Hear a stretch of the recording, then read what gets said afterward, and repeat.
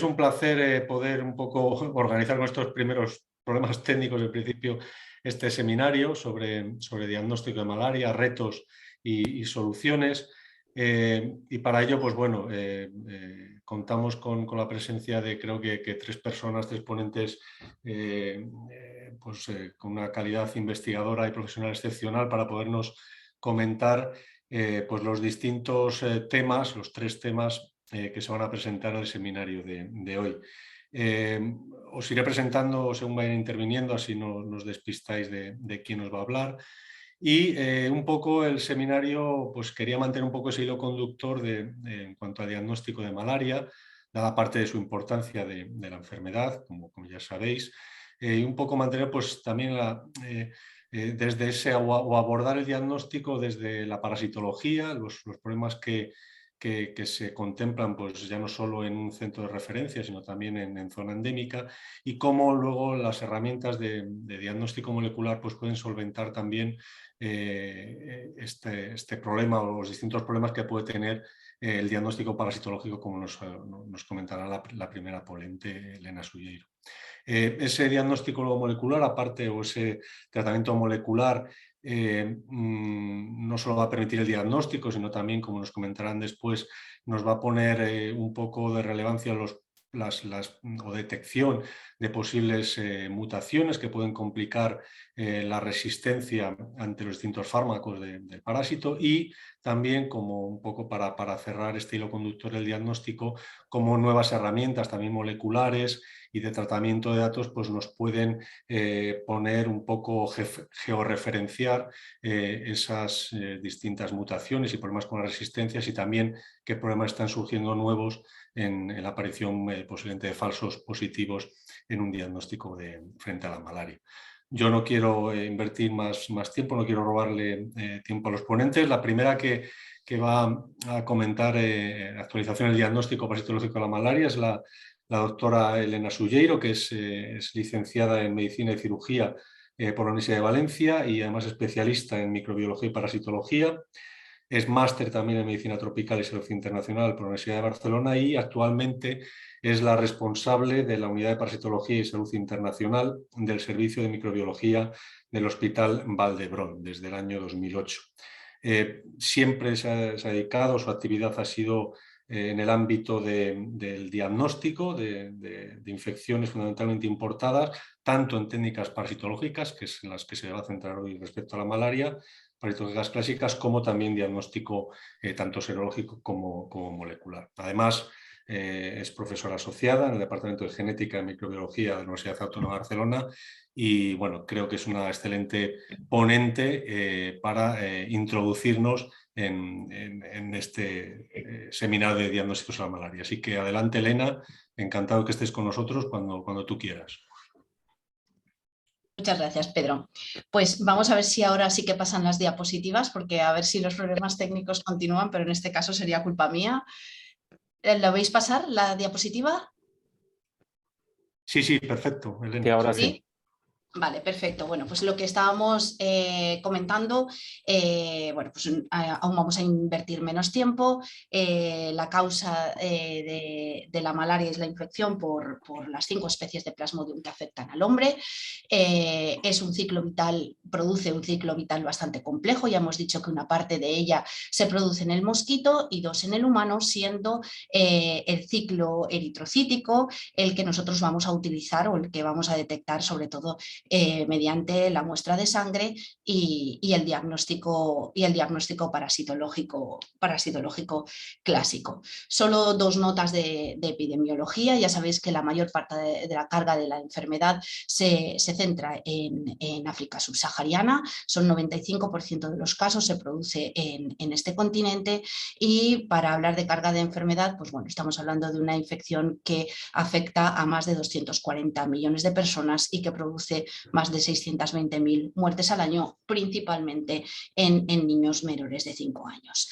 Aunque teníamos una buena tendencia, ¿no?, hasta el año 2019 en la disminución de la mortalidad en niños menores de 5 años, ¿no?, como se ven en estos 2 mapas, pues la llegada del COVID y de la pandemia ha hecho que esta tendencia bueno, se ralentice si no es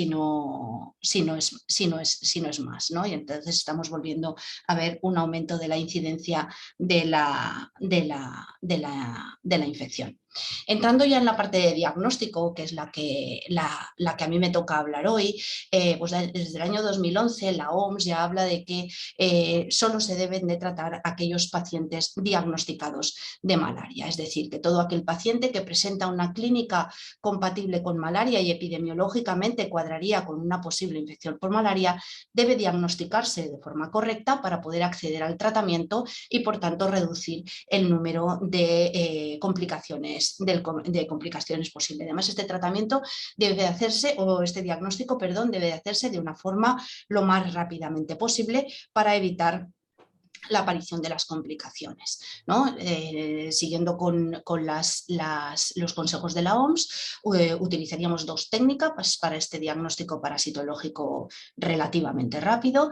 Por un lado, hablamos de la microscopía y por otro de las técnicas de diagnóstico rápido.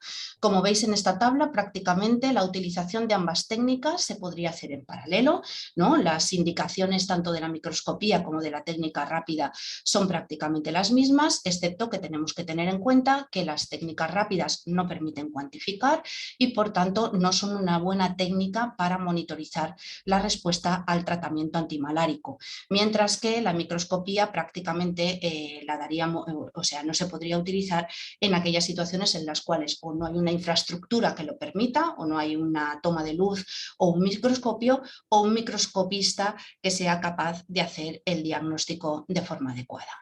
Empezando por el primero, por el diagnóstico microscópico, sigue siendo el gold estándar en el diagnóstico de la malaria. Prácticamente en cualquier laboratorio, en los países, tanto en países endémicos como fuera de los países endémicos, existe un microscopio y la capacidad de hacer el diagnóstico microscópico. Las ventajas son obvias, es una técnica sencilla de procesar, es muy económica, es específica, nos permite diferenciar entre las distintas especies de Plasmodium y esto tiene implicaciones a la hora del tratamiento, ya que todas no se tratan de la misma manera. Nos va a permitir cuantificar la parasitemia. Ya sabemos que el índice de parasitación o la carga parasitaria es tanto un factor pronóstico de la enfermedad, uno de los criterios que utiliza la OMS para clasificar la malaria grave o la malaria complicada de la malaria simple, y además es uno de los ítems que utilizamos para valorar la respuesta al tratamiento, ¿no? Y por lo que hemos comentado antes, ¿no? Y que también encontraremos el problema con las técnicas moleculares, pues es la técnica que nos va a permitir hacer una monitorización de la respuesta al tratamiento. Sin embargo, pues la microscopía tiene unos inconvenientes que también son obvios. El primero es su limitada sensibilidad, es una sensibilidad que no es superior a 20 parásitos, o sea que prácticamente no permite detectar menos de 20 parásitos por microlitro, hablando de la técnica más sensible, que es la gota gruesa. Además, esta sensibilidad depende muchísimo del observador, de la capacidad que tiene el observador para detectar al parásito y del tiempo que invierte en hacer el examen microscópico. Por tanto, la sensibilidad de esta técnica, que es una sensibilidad de inicio baja, va a estar muy determinada por la experiencia del observador, ¿no? No es fácil mirar una gota gruesa, no es fácil mirar una extensión de sangre periférica y en muchas ocasiones pues el personal, el microscopista o las personas que están dedicadas a realizar las técnicas del laboratorio, tanto en área endémica como cada vez más en área no endémica, pues no está acostumbrado a ver el examen microscópico. Ya sabéis que el examen microscópico lo hacemos siempre en paralelo. Por una parte, la gota gruesa, que es una técnica de alta sensibilidad, tiene una sensibilidad mucho superior a la extensión de sangre periférica, pero la hemólisis que requiere para hacer la tinción de Giemsa muchas veces deteriora el parásito y es y se encuentran muchas más dificultades a la hora de interpretar la gota gruesa. Además, el que no haya hematíes e incluso que algunos de los parásitos se encuentren deteriorados nos va a hacer o nos va a dificultar hacer el diagnóstico de la especie, excepto que se vean formas patognomónicas como ocurre con el gametocito de Plasmodium falciparum. La extensión de sangre periférica, por el contrario, es una técnica bastante más sencilla. Tenemos los hematíes, vamos a poder fijarnos en las características tanto del hematíe parasitado como del parásito para poder diferenciar entre las distintas especies. En contraposición, es una técnica mucho menos sensible. Ambas dos, tanto la gota gruesa como la extensión de sangre periférica, nos van a permitir cuantificar y serían las técnicas de elección en la monitorización de la respuesta al tratamiento. Como hemos dicho, uno de nuestros retos, por tanto, va a ser hacer un buen examen microscópico y esto no siempre es fácil de hacer. Cada vez más la utilización, sobre todo de las técnicas rápidas, está haciendo que la formación de los microscopistas pues disminuya, ¿no? Sobre todo su capacidad de detección del parásito.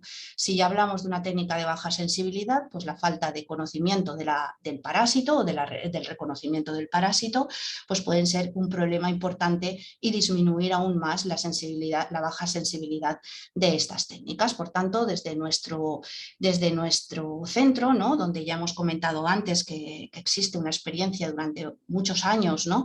En el diagnóstico microscópico de la malaria importada, pues nos planteamos qué solución teníamos a este reto, ¿no? Y una de las, cómo podemos traspasar el conocimiento del microscopista o enseñar a los microscopistas a detectar malaria.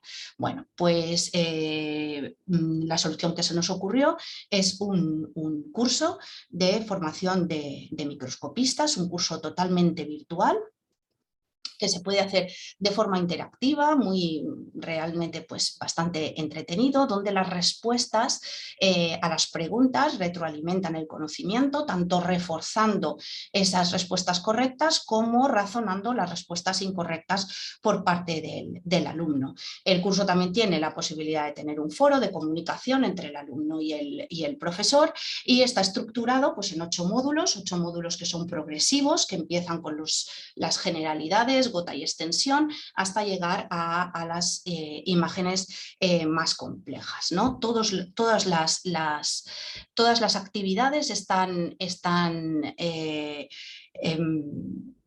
representadas por imágenes, todo se basa en imágenes y en preguntas que va haciendo el propio programa y que el alumno contesta de forma interactiva. Como os he comentado antes, las respuestas son razonadas y no hay nada de teoría, excepto que en función de lo que el alumno responde, pues entonces tiene un feedback bien correcto o bien incorrecto de la respuesta que ha realizado. Las actividades son de distintos tipos, desde identificar el parásito o responder a algunas preguntas, ¿no? Y a través de esto pues vamos repasando y vamos potenciando el aprendizaje del examen microscópico de la malaria, basado sobre todo tanto en gota como en extensión de sangre periférica.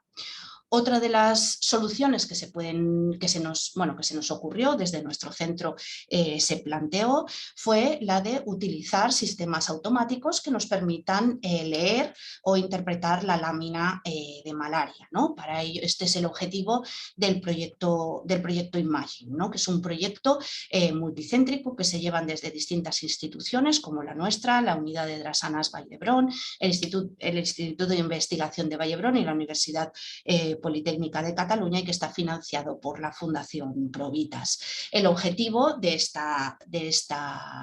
proyecto es el desarrollo de una app, de un aplicativo móvil que permita leer e interpretar los resultados del examen microscópico de la malaria. Para ello se utiliza un microscopio que se ha desarrollado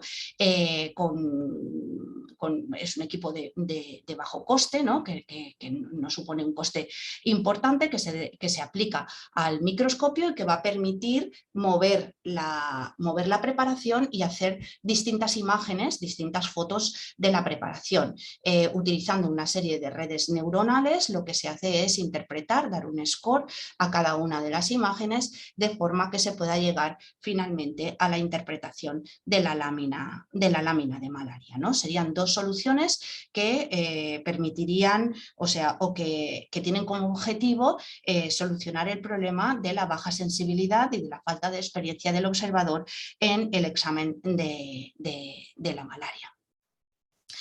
Si dejamos ya el examen microscópico, la otra técnica que, como hemos visto antes, recomienda la OMS en el diagnóstico de la malaria, serían las técnicas de detección de antígeno. Ya sabéis que las técnicas de detección de antígeno están muy ampliamente utilizadas tanto en la zona endémica como fuera de la zona endémica. Esto sería un ejemplo de un laboratorio en el que estuvimos. El paciente llega a la puerta de urgencias y lo primero que se le hace es una prueba de detección de antígeno de malaria. Prácticamente antes de que diga nada, ya se le hace una prueba de detección de antígeno de malaria.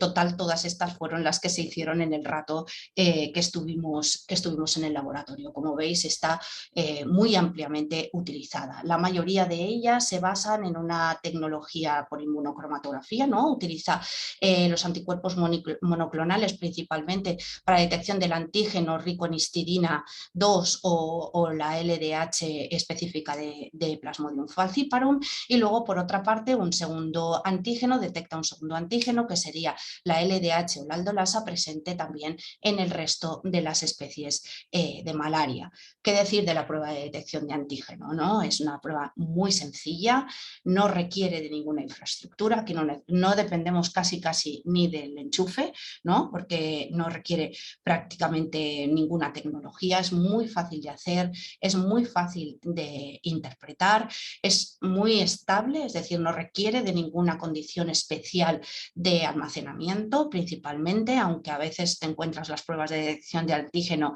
en una caseta a 40 grados, pero la verdad es que son altamente estables y presenta una buena sensibilidad en los pacientes con alta carga parasitaria.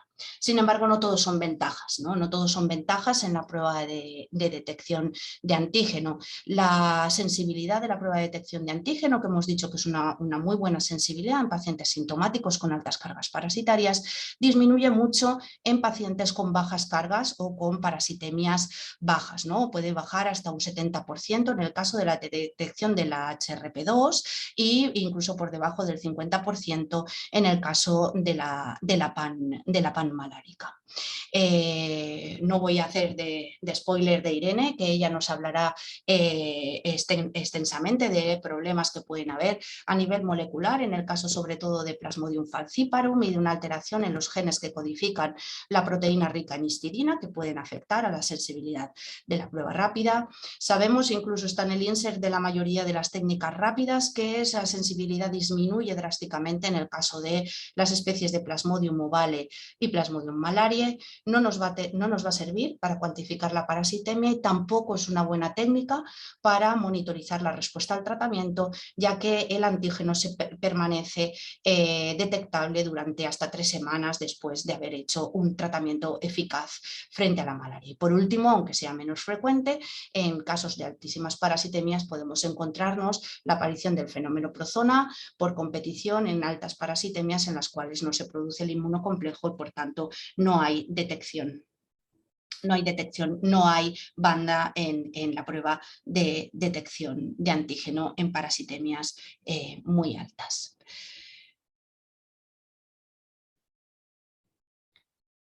En cuanto al diagnóstico molecular, que sería la aplicación de las técnicas moleculares en el diagnóstico, pues nada, ¿qué os voy a decir, ¿no? De las técnicas moleculares, tanto la PCR como el LAMP son técnicas que se han desarrollado ampliamente para detectar ADN de Plasmodium, ¿no? Las ventajas son técnicas claramente sensibles y específicas. En este caso vamos a poder detectar por debajo de un parásito por microlitro, por tanto permiten detectar bajas parasitemias.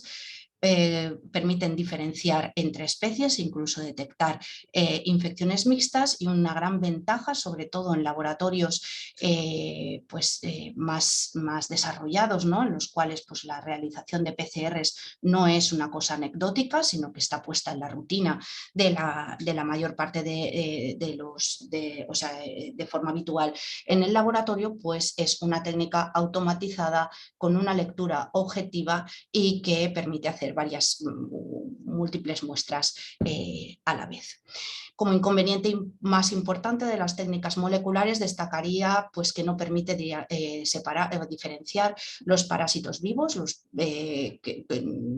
como sí hace la microscopía, de los parásitos no viables. Por tanto, tampoco es una buena técnica para monitorizar la respuesta al tratamiento. El inconveniente de la infraestructura y del personal técnico especializado, como ya estamos comentando, sería muy diferente si estamos en un escenario de área endémica donde la infraestructura es mucho más escasa y falta personal técnico especializado, de los laboratorios de zonas no endémicas en las que estamos muy acostumbrados a trabajar con este tipo de técnicas y están perfectamente implementadas en nuestra rutina diagnóstica. Las dos técnicas que utilizamos sobre todo en el diagnóstico de la malaria, las dos técnicas moleculares que más se utilizan serían la PCR, sobre todo la PCR a tiempo real, que como hemos dicho está implementada en muchos laboratorios a pesar de su complejidad técnica y de su alto coste. Claro, esto en una rutina de un laboratorio clínico asistencial está muy minimizado en comparación a otros lugares donde no existe esta infraestructura. La sensibilidad y la especificidad son muy buenas, nos permiten hacer reacciones múltiples que incluso permiten diferenciar entre las distintas especies de Plasmodium en una sola reacción múltiple, e incluso disponer de un control interno que nos permita detectar las posibles inhibiciones y además pues también la posibilidad de cuantificar. Por otro lado, en los últimos años se han desarrollado también varios protocolos, incluso varios protocolos automatizados y comerciales de LAMP. La LAMP es una técnica isotérmica, por tanto es mucho menos compleja desde el punto de vista del personal técnico, y esto facilita mucho su implementación. Inclusive se han desarrollado técnicas LAMP en formato point of care que facilitan mucho la implementación en laboratorios menos especializados. Tiene una buena sensibilidad y especificidad, es rápida, es un poco menos costosa y como inconveniente pues tiene un mayor riesgo de contaminaciones. Sin embargo, la utilización del LAMP, debido a su alto valor predictivo negativo con un resultado negativo, pues permite descartar con bastante buena con bastante exactitud la posibilidad de la malaria. Entonces, ¿en qué situaciones, ¿no?, podríamos utilizar las técnicas moleculares en nuestra rutina diagnóstica?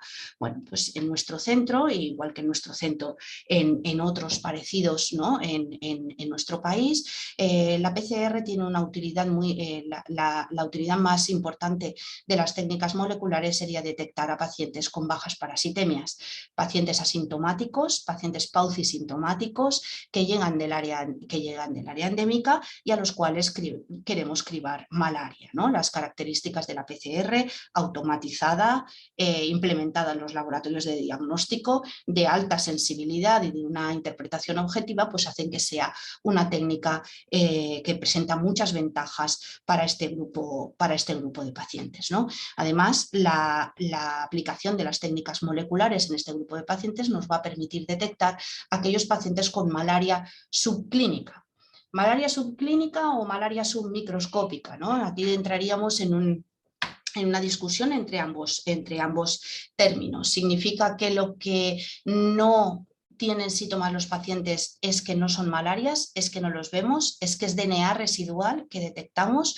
Bueno, pues nosotros en nuestro centro llevamos ya bastantes años haciendo la técnica de PCR de malaria en los pacientes que vienen de área endémica y que no presentan síntomas de malaria. En estos pacientes hemos detectado un 5% de prevalencia de malaria. Vuelvo a repetir que son pacientes completamente asintomáticos, no tienen ni una décima de fiebre, no tienen ningún síntoma que sea achacable a la malaria. Este porcentaje ha sido aproximadamente, ¿no? Se ha mantenido durante todos estos años a pesar de tener pues una disminución en los años de la pandemia.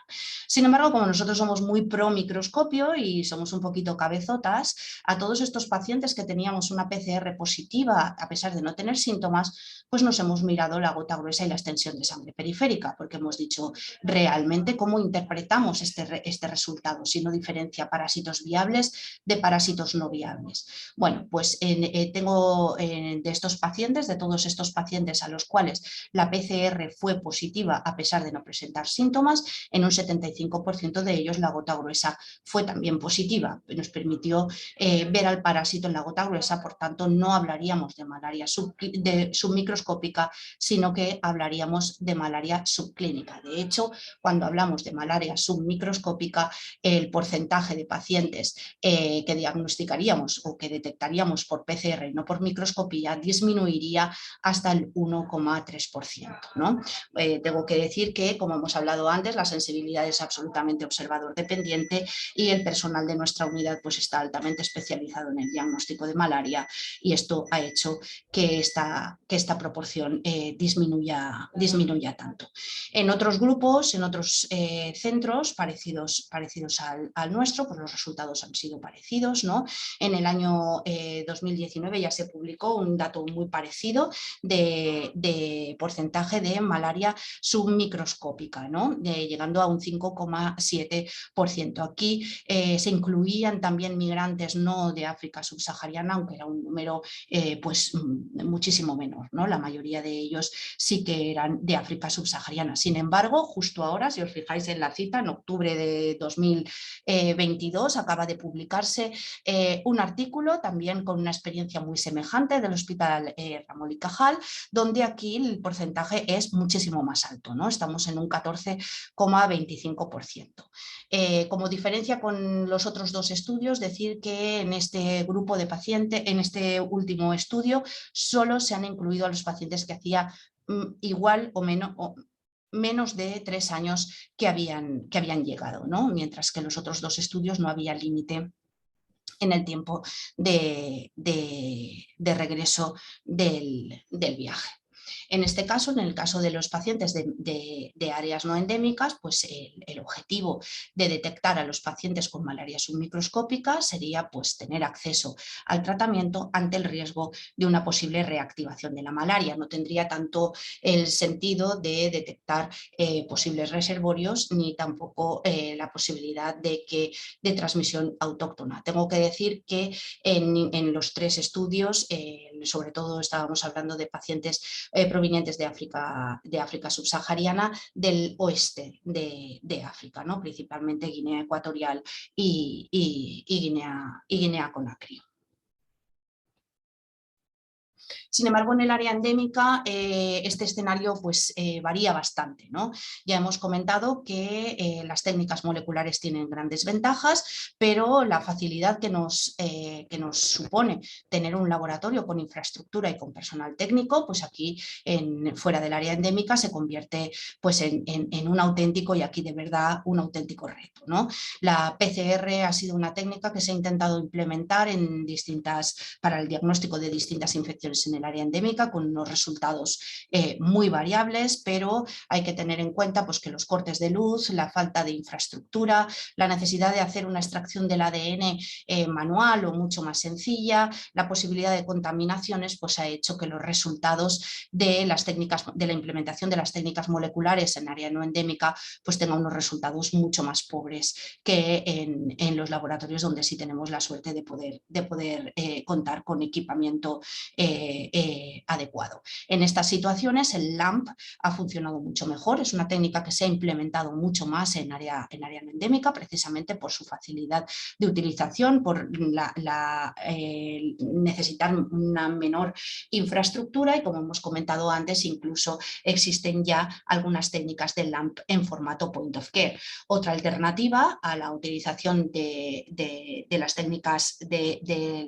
en área no endémica sería la utilización del papel seco, del dry blood spot, ¿no?, para la recogida de la muestra, y que ésta se pueda transportar a un laboratorio de referencia donde sí que se puedan hacer esas técnicas, tanto dentro del país como fuera del país. El objetivo del diagnóstico molecular en el área endémica es diferente al área no endémica, y la interpretación del resultado es mucho más complejo, porque en este caso sí que pueden estar detectando DNA residual, ¿no? De hecho, en las series publicadas en área endémica hay los porcentajes de malarias asintomáticas, de detección de PCR en paciente, de detección de ADN de malaria puede ser superior al 50%.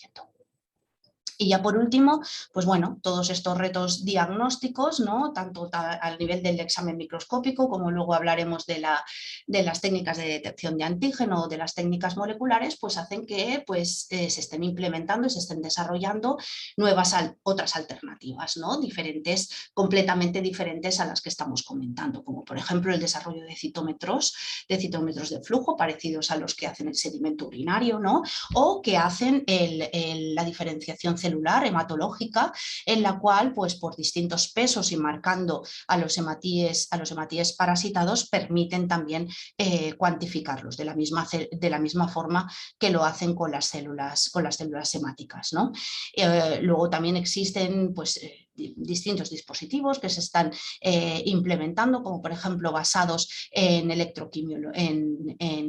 partículas magnéticas, ¿no?, en las cuales también se están desarrollando en formato point of care, utilizando papel para la realización de un ELISA convencional, que reduce muchísimo los pasos del ELISA clásico, para detectar en el mínimo periodo de tiempo posible, por medio de estas partículas magnéticas, la presencia de antígeno del Plasmodium en sangre. Y por mi parte, pues esto sería todo. Si tenéis alguna pregunta o preferís más bien que las hagamos al final. Muy bien, muchas gracias, Elena. Yo creo que quizás sea más conveniente las preguntas al final de las tres intervenciones, así quizás sea más cómodo, ¿no?, para todos. Así no alargamos o tenemos el mismo tiempo, yo creo, para todos, ¿no?, si os parece bien. ¿Vale? En cualquier caso, las preguntas las podéis ir haciendo por el chat, si queréis, para que queden registradas, y luego se las hacemos llegar a los distintos ponentes. Muy bien, genial. Muchas gracias, Elena. Vamos a dar paso al siguiente ponente, que es, no sé si está por ahí ya preparado, que es el doctor Pedro Berzosa, que es Pedro Berzosa es doctor en Ciencias Biológicas y actualmente es el jefe del Laboratorio de Malaria y Enfermedades Atendidas del Centro Nacional de Medicina Tropical del Instituto de Salud Carlos III, y además, pues bueno, participa, creo, corrígeme Pedro si me equivoco, regularmente también como profesor en el programa de doctorado de Ciencias Biomédicas y Salud Pública del Carlos III.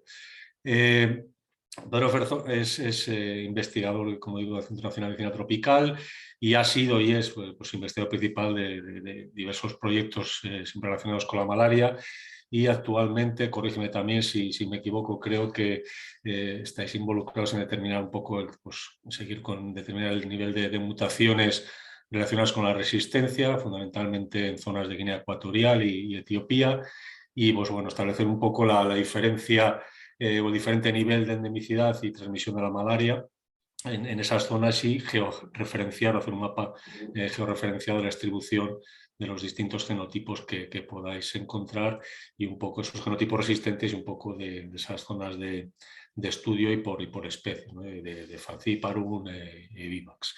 El título de su ponencia, de su charla, es Resistencias a los antimaláricos, herramientas moleculares para su vigilancia y cuando quieras, Pedro, para no quitarte Vale. tiempo, comienza Antes de nada, cuando tú quieras. agradeceros la invitación. Voy a ver si ahora no... A ver, voy a compartir pantalla. Vale. A ver, ¿se ve? Sí, se ve. Vale, Perfectamente. perfecto. Bueno, por lo que decía, que antes de nada agradeceros la invitación a formar parte de esta mesa, que la verdad que es muy interesante. Lo bueno de hacerlo después de Elena, que hay partes de mis diapositivas que ya las voy a pasar un poquito rápido, porque cuando hablas de malaria siempre hablamos un poquito al principio de lo mismo, así que pues nada. Yo realmente no sabía muy bien cómo enfocar la charla y bueno, viendo que Elena iba a hablar de diagnóstico, Irene va a hablar del problema en el diagnóstico, pues vamos a hablar de un problema que es uno de los más graves, que es la resistencia que se detecta en terreno hacia los distintos antipalúdicos. Bueno, ya no voy a repetir lo mismo que ha dicho Elena, simplemente recordar que bueno, la buena marcha de descenso de los casos de malaria a nivel mundial llevamos un buen ritmo de descenso. Por el problema del COVID ha provocado pues eso, que volvamos otra vez a tener un mayor número, aumenta la prevalencia o la incidencia de la enfermedad, sobre todo en población infantil. Igual que ha dicho Elena, desde el año 2011, para evitar los diagnósticos clínicos o presuntivos y evitar las resistencias, OMS, entre comillas, obliga a que sea un diagnóstico positivo parasitológico por la técnica que sea y ya se le da el tratamiento lo más rápido posible, un tratamiento de calidad. En cuanto a los diagnósticos, igual no voy a entrar, pero aparecen aquí un poco los que ha nombrado Elena. Entonces, para Plasmodium falciparum tenemos el tratamiento de la enfermedad, que en la actualidad se hacen con los tratamientos combinados con artemisininas. Tenemos los tratamientos preventivos en embarazadas y niños con sulfadoxina pirimetamina. Y tenemos el SMC, que es sulfadoxina pirimetamina y amodiaquina, y el tratamiento preventivo para viajeros. Es decir, tenemos posibilidades de una curación total del paciente, pero tenemos una serie de amenazas, pues son las resistencias del parásito a los diferentes antimaláricos. Por otro lado, tenemos la resistencia de anófeles a los distintos insecticidas, lo que está haciendo que un método de control muy eficaz, que es el control vectorial, esté dando también problemas. Y por otro lado, tenemos problemas en el diagnóstico, que ya lo ha dicho Elena, y Irene va a centrarse un poco más en un proyecto también que tenemos con los estudios de los test rápidos. Por lo tanto, siempre que haya un diagnóstico de malaria positivo a nivel parasitológico, por el método que sea, el paciente rápidamente se le va a incorporar al tratamiento de primera intención de la guía terapéutica nacional de ese país. En el caso de Guinea Ecuatorial es el Coartem, pero hasta hace 2 años era una tomodiaquina. Entonces, depende del país, tendrá su terapia de primera y segunda intención y en función del paciente es el que se le dará. El tratamiento, los ACTs, la verdad que son muy efectivos porque provocan en pocas horas una destrucción de la biomasa del paciente de forma rápida. Está constituido por 2 tratamientos, uno de vida media corta, que son los derivados de las artemisininas, y otro de vida media mucho más larga, que es el que consigue finalmente el que tengamos una curación total del paciente.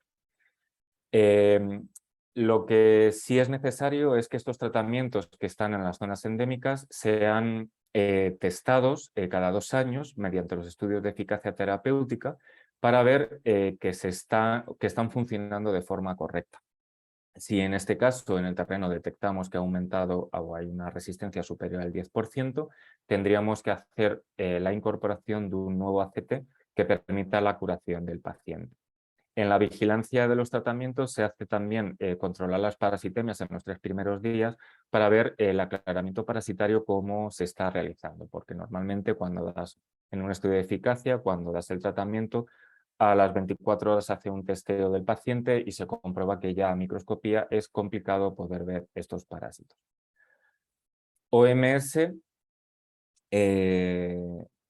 OMS define la resistencia como la habilidad de una cepa de Plasmodium de sobrevivir o multiplicarse tras una exposición adecuada a un determinado fármaco. Pero aparte de la resistencia, la recurrencia de los parásitos puede ser por 2 motivos. Por un lado, la recidiva, que ocurre con Plasmodium vivax y ovale, que ocurre a los 3 o 6 meses, cuando no se da el tratamiento adecuado. Recordar que se da el esquizonticida hemático más el tisular, que es la primaquina, para evitar estas recidivas. Y luego las reinfecciones, que pueden ocurrir más allá de las 4 o 6 semanas, y normalmente estas las detectamos nosotros cuando trabajamos en el terreno, cuando hacemos PCR del MSP1 y MSP2, que nos permite diferenciar que el parásito es diferente del día 0 al cual se incorporó el paciente en el estudio. En cuanto al fracaso terapéutico o recrudescencia, puede ser por un tratamiento subóptimo, porque el tratamiento es de mala calidad o porque el paciente no ha presentado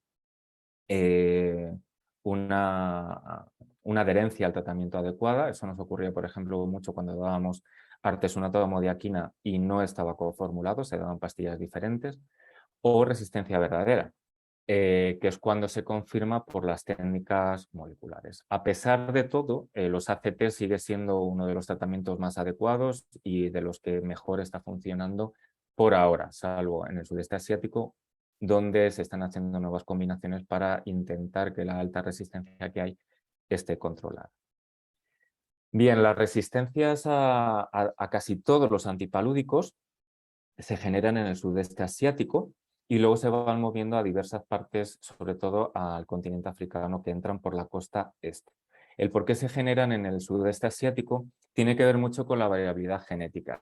Plasmodium falciparum, sus infecciones son multipoblacionales, es decir, son parásitos genéticamente diferentes, y en la zona del sudeste asiático hay baja prevalencia y hay baja variabilidad genética. Esto hace que cuando aparece un evento mutagénico y esa mutación tiene relación con la resistencia, es muy fácil que se fije en la población y, por lo tanto, que empiecen a aparecer resistencias y queden fijadas en la población. En el continente africano ocurre algo diferente. Tenemos una prevalencia muy alta y existe una alta variabilidad genética. Esto es lo que hace que cuando aparece algún evento de mutación que pueda tener relación con la resistencia, por la deriva genética, se puede llegar a perder esa mutación, con lo cual su alta prevalencia e incidencia de la enfermedad en cierta manera les esté protegiendo de que aparezcan resistencias o alta resistencia. Y esto es, en cierta manera, es bueno porque lo que hace que los ACTs en África sigan funcionando, aunque ya hay zonas de la costa este en la que ya tenemos algún problemilla. La detección de las resistencias la podemos hacer, o nosotros participamos, de dos formas. Por un lado, con el estudio de los estudios de eficacia terapéutica que se hacen en el terreno con niños menores de 5 años, en los cuales, bueno, aparte de firmar el consentimiento informado, se les toma una gota gruesa, se comprueba que no tienen una malaria grave a través de la medición de hemoglobina y otros síntomas o signos, y se toma un papel Wodman de sus muestras que luego se trasladarán a Madrid, donde hacemos todo el estudio de variabilidad genética, estudios de mutaciones, etc. Se le hace un seguimiento de 28 días y cuando aparecen parásitos en el día 7, 14, 21, 28, se hace un estudio con MSP1 y MSP2 para determinar si los parásitos que aparecen en cualquier día, que pueden ser relacionados con resistencia, son diferentes o no a los del día 0. Si fueran iguales, hablaríamos de una resistencia real o recrudescencia, mejor dicho, y si es si es distinto parásito, podríamos interpretarlo como una reinfección del paciente. La detección de las resistencias en el laboratorio nosotros lo utilizamos usando marcadores moleculares de resistencia que nos permiten determinar el nivel de resistencia genética que tiene el parásito en un momento determinado, y podemos hacer la distribución geoespacial de estos marcadores moleculares en función de la zona que nosotros estemos trabajando. Y lo que detectamos son los SNP, el Single Nucleotide Polymorphisms. Con el estudio podemos identificar si los tratamientos han provocado o están actuando como presión selectiva y están ejerciendo la aparición de nuevas mutaciones, o también nos permite conocer, teniendo en cuenta los datos de 2 años anteriores, comprobar si el tratamiento se ha utilizado de forma correcta con supervisión clínica. La presión selectiva no tiene que ser tan fuerte y, por lo tanto, no tiene que haber mucha variación en esos 2 años en el nivel de marcadores moleculares. Y nos sirve, por otro lado, hacer una vigilancia epidemiológica, que es lo que siempre este estudio va acompañado con el estudio de la eficacia terapéutica que hacemos en terreno. Bueno, en el terreno lo que se hace es tomar, bueno, se hace el diagnóstico microscópico y se toma un papel Wodman que se envía a Madrid, donde hacemos la extracción de DNA, hacemos la PCR para todos los marcadores, hacemos la secuenciación y el análisis de secuencia que nos permite ver las distintas mutaciones para cada uno de los marcadores. Simplemente lo que hacemos es, una vez que tenemos la secuencia, comparamos con el gen de la 3D7, que es la sensible a todos los antipalúdicos, y una vez que tenemos nuestra secuencia consenso corregida, la pasamos a proteína y buscamos los distintos puntos de mutación que sabemos que están relacionados con la resistencia para cada uno de los marcadores. En esta diapositiva os enseño todos los marcadores que nosotros utilizamos. MDR1, que es el gen de multiresistencia, que está relacionado con cloroquina, mefloquina, lumefantrina, lofantina y artesunato, y miramos todos estos puntos de mutación. Y aparte de secuenciación y estudio de puntos de mutación, también hacemos PCR a tiempo real para ver el número de copias, que es algo que sí que se ha relacionado directamente con la resistencia.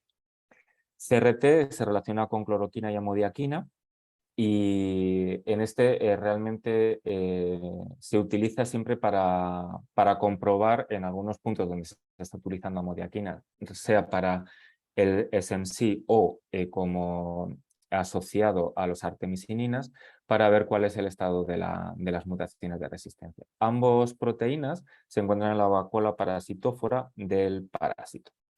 Luego tenemos DHPS y DHFR, que son dos enzimas que se encuentran en el citosol del parásito, y sus mutaciones se relacionan con la resistencia a sulfadoxina pirimetamina, que es el tratamiento que en la actualidad está reservado para mujeres embarazadas y menores de 5 años como tratamiento preventivo intermitente.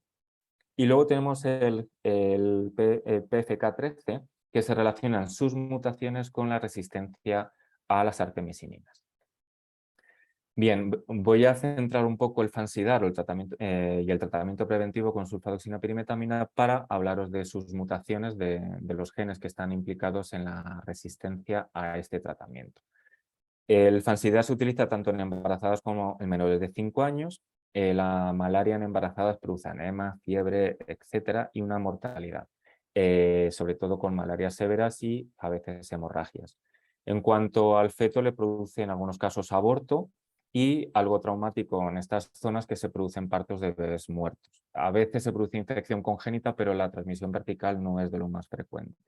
En cuanto al recién nacido, lo más común de madres que han tenido malaria es el bajo peso al nacer, que es una de las desnutriciones más comunes, y además partos prematuros, lo que hace que haya mayor mortalidad infantil, porque en muchas ocasiones es imposible tener una incubadora donde el niño pueda ser protegido para que tenga un desarrollo adecuado y pueda sobrevivir. En cuanto a los niños, se les da también el tratamiento, bueno, a las madres se les da a partir del segundo trimestre de embarazo hasta el final, hasta el momento del parto, en cada una de las visitas prenatales. Y en los niños se da junto en el calendario vacunal al segundo, tercero y noveno mes de vida, y de esta forma, cuando los padres van con el niño a su vacunación, se aprovecha para dar el Fansidar en dosis única para que el niño esté protegido. En ambos casos, aparte del tratamiento, se les recomienda que duerman con tela mosquitera, y se ha comprobado que en ambos casos la eficacia es bastante elevada en protección contra la enfermedad. Lo que ocurre es que en muchos sitios el tratamiento, por escasez del tratamiento adecuado, que serían los ACTs, se sigue utilizando el Fansidar como tratamiento de la población general, con lo cual está peligrando este tratamiento, que está reservado para estas dos poblaciones preventivo, está viéndose que aumenta la tasa de mutación y por lo tanto la resistencia a este tratamiento. ¿Cómo medimos la resistencia a la sulfadoxina pirimetamina? Bien, nosotros lo que hacemos es, en estos dos genes, que es DHFR y DHPS, por secuenciación buscamos los puntos de mutación relacionados con resistencia, que son 4 puntos o SNPs en la DHFR y 3 puntos o SNPs en la DHPS. La combinación de ambos SNPs de uno y otro gen nos permiten catalogarlos en 3 haplotipos: parcialmente resistente, totalmente resistente y súper resistente. De tal forma que de esta manera podemos ver cuál es el escenario o genotípico de un área determinada, y poder establecer cómo funcionaría o está funcionando el tratamiento. Si es verdad que en el caso de la sulfadoxina pirimetamina el genotipo que nosotros detectamos en un área determinado no tiene una relación directa con el fenotipo del paciente. Es decir, podemos tener, por ejemplo, en Guinea una resistencia real del tratamiento de un 20 y tantos % del sulfadoxina pirimetamina, pero cuando miramos mutaciones podemos llegar hasta un 80%, pero no existe una relación directa entre genotipo y fenotipo, porque luego intervienen más factores propios del paciente, como la inmunidad frente a la enfermedad, etcétera, que es lo que hace que el tratamiento finalmente también llegue a funcionar. Os he puesto este gráfico del último estudio que hicimos en Guinea Ecuatorial, que era un estudio de durante 20 años de cómo había evolucionado los marcadores moleculares en Guinea, y podéis ver algo que pudimos ver, los catalogamos en los 4 haplotipos, y más o menos en el año 2004, 2004-2005, la sulfadoxina pirimetamina se retiró completamente, o teóricamente se tenía que haber retirado. De tal forma que si en ese punto se hubiera retirado la sulfadoxina pirimetamina, lo que tendríamos que haber detectado aquí no es lo que detectamos, que como veis es una tendencia al alza de los parcialmente resistentes, así como de los totalmente resistentes, con lo cual pudimos comprobar que en la región continental de Guinea Ecuatorial se estaba o se seguía utilizando el Fansidar como tratamiento para la población general, no se estaba reservando solamente para preventivo. Con lo cual, los marcadores moleculares nos permiten identificar si la presión selectiva se ha retirado o no se ha retirado, porque la tendencia ascendente nos indica que se sigue utilizando como tratamiento. Como contraparte os pongo esta gráfica para que veáis el efecto contrario, es decir, cuando nosotros quitamos la presencia de un determinado tratamiento, cómo se comportan dichos marcadores moleculares. En Guinea Ecuatorial también en el año 2001 se retiró la cloroquina como tratamiento de la población porque tenía una alta resistencia. Podéis ver que las gráficas de tendencia es descendente, tanto para el CRT, que es el relacionado directamente con la cloroquina, como el gen de multiresistencia. Aquí se puede ver más claro en que a lo largo del tiempo, una vez que se retira en 2001 la cloroquina de la población, la tendencia es que los mutantes o los tipos mutantes vayan descendiendo, incluso hay una variante que desaparece en el año 2019, mientras que en los tipos salvajes o sensibles al tratamiento vemos que es ascendente, es decir, a medida que pasa el tiempo hay uno que se estabiliza, pero casi todos están aumentando, por lo cual el marcador molecular es, como digamos, una espía de lo que está ocurriendo en la población con respecto a los tratamientos que se deberían de haber quitado o no. Otro de los marcadores que nosotros estamos utilizando, y la mayoría de los laboratorios, es el PFK13, que está relacionado directamente con la resistencia a las artemisininas o a los ACTs. En el sudeste asiático, como os dije antes, es de donde se generan casi todas las resistencias, y en esta zona se han detectado ya hasta 4 diferentes combinaciones de ACTs con alta resistencia. Está en esta zona del Gran Mekong, en la subregión del Gran Mekong, donde podemos ver es la zona de alta resistencia a los ACTs. De hecho, OMS tiene una sección especial que trabaja directamente en esta zona, ya no solo para controlar y que haya un tratamiento efectivo en el área, sino para evitar que haya una expansión de estas resistencias al resto de la población. Casi todas las mutaciones se encuentran en la zona C-terminal de la proteína. Aquí os he puesto el gen completo y cada uno de los puntos es donde se detecta cada uno de los puntos de mutación. Bien, en marzo del 2022 se hizo esta revisión del sudeste asiático, en el que se puede ver que hay una alta tasa de mutación en estas zonas relacionadas con la resistencia a los ACTs. OMS estableció esta tabla en la cual hay una serie de mutaciones validadas que están relacionadas directamente con la resistencia. Este es el único marcador en el que sí se ha demostrado con mutagénesis dirigida que cuando aparece la mutación el parásito sí tiene un comportamiento como resistente. Hay retraso en el aclaramiento parasitario y produce la resistencia. Y luego tenemos una serie de candidatos que pueden ser o estar relacionados con la resistencia a las artemisininas. Luego hay otra serie de puntos de mutación que se están incorporando como posibles candidatos a tener relación con la resistencia. La mutación en la posición 580 es la más prevalente en el sudeste asiático y luego algo curioso que se publicó en agosto de 2021 es que estas dos mutaciones avaladas por OMS, que su origen es en el sudeste asiático, se han detectado ya en Ruanda y se ha comprobado por estudios genéticos que no provienen del sudeste asiático, sino que se han originado de forma espontánea en esta zona de África. Con lo cual, ya es un problema, es decir, se puede trabajar en un área de alta resistencia para evitar que se expandan las resistencias, pero en este caso estamos comprobando que el parásito genera sus propias resistencias y en este caso han aparecido dos puntos de mutación relacionadas directamente con la resistencia, con lo cual ahí ya tenemos un problema en esta zona de África en la cual habrá que trabajar para evitar que se expandan a otras zonas del continente, porque por ahora no tenemos tratamientos tan eficaces en el tratamiento de la malaria como son los ACTs. Esta es otra tabla que del mismo artículo del estudio de los 20 años de las mutaciones en Guinea Ecuatorial, de los distintos marcadores, y en este caso es del K13. En el año 2008 se incorporó los ACTs en Guinea Ecuatorial. Hasta el año 2020 utilizábamos ASAC, artesunatoamodiaquina, en el año 2020 cambiamos a artemeterlumefantrina o Coartem.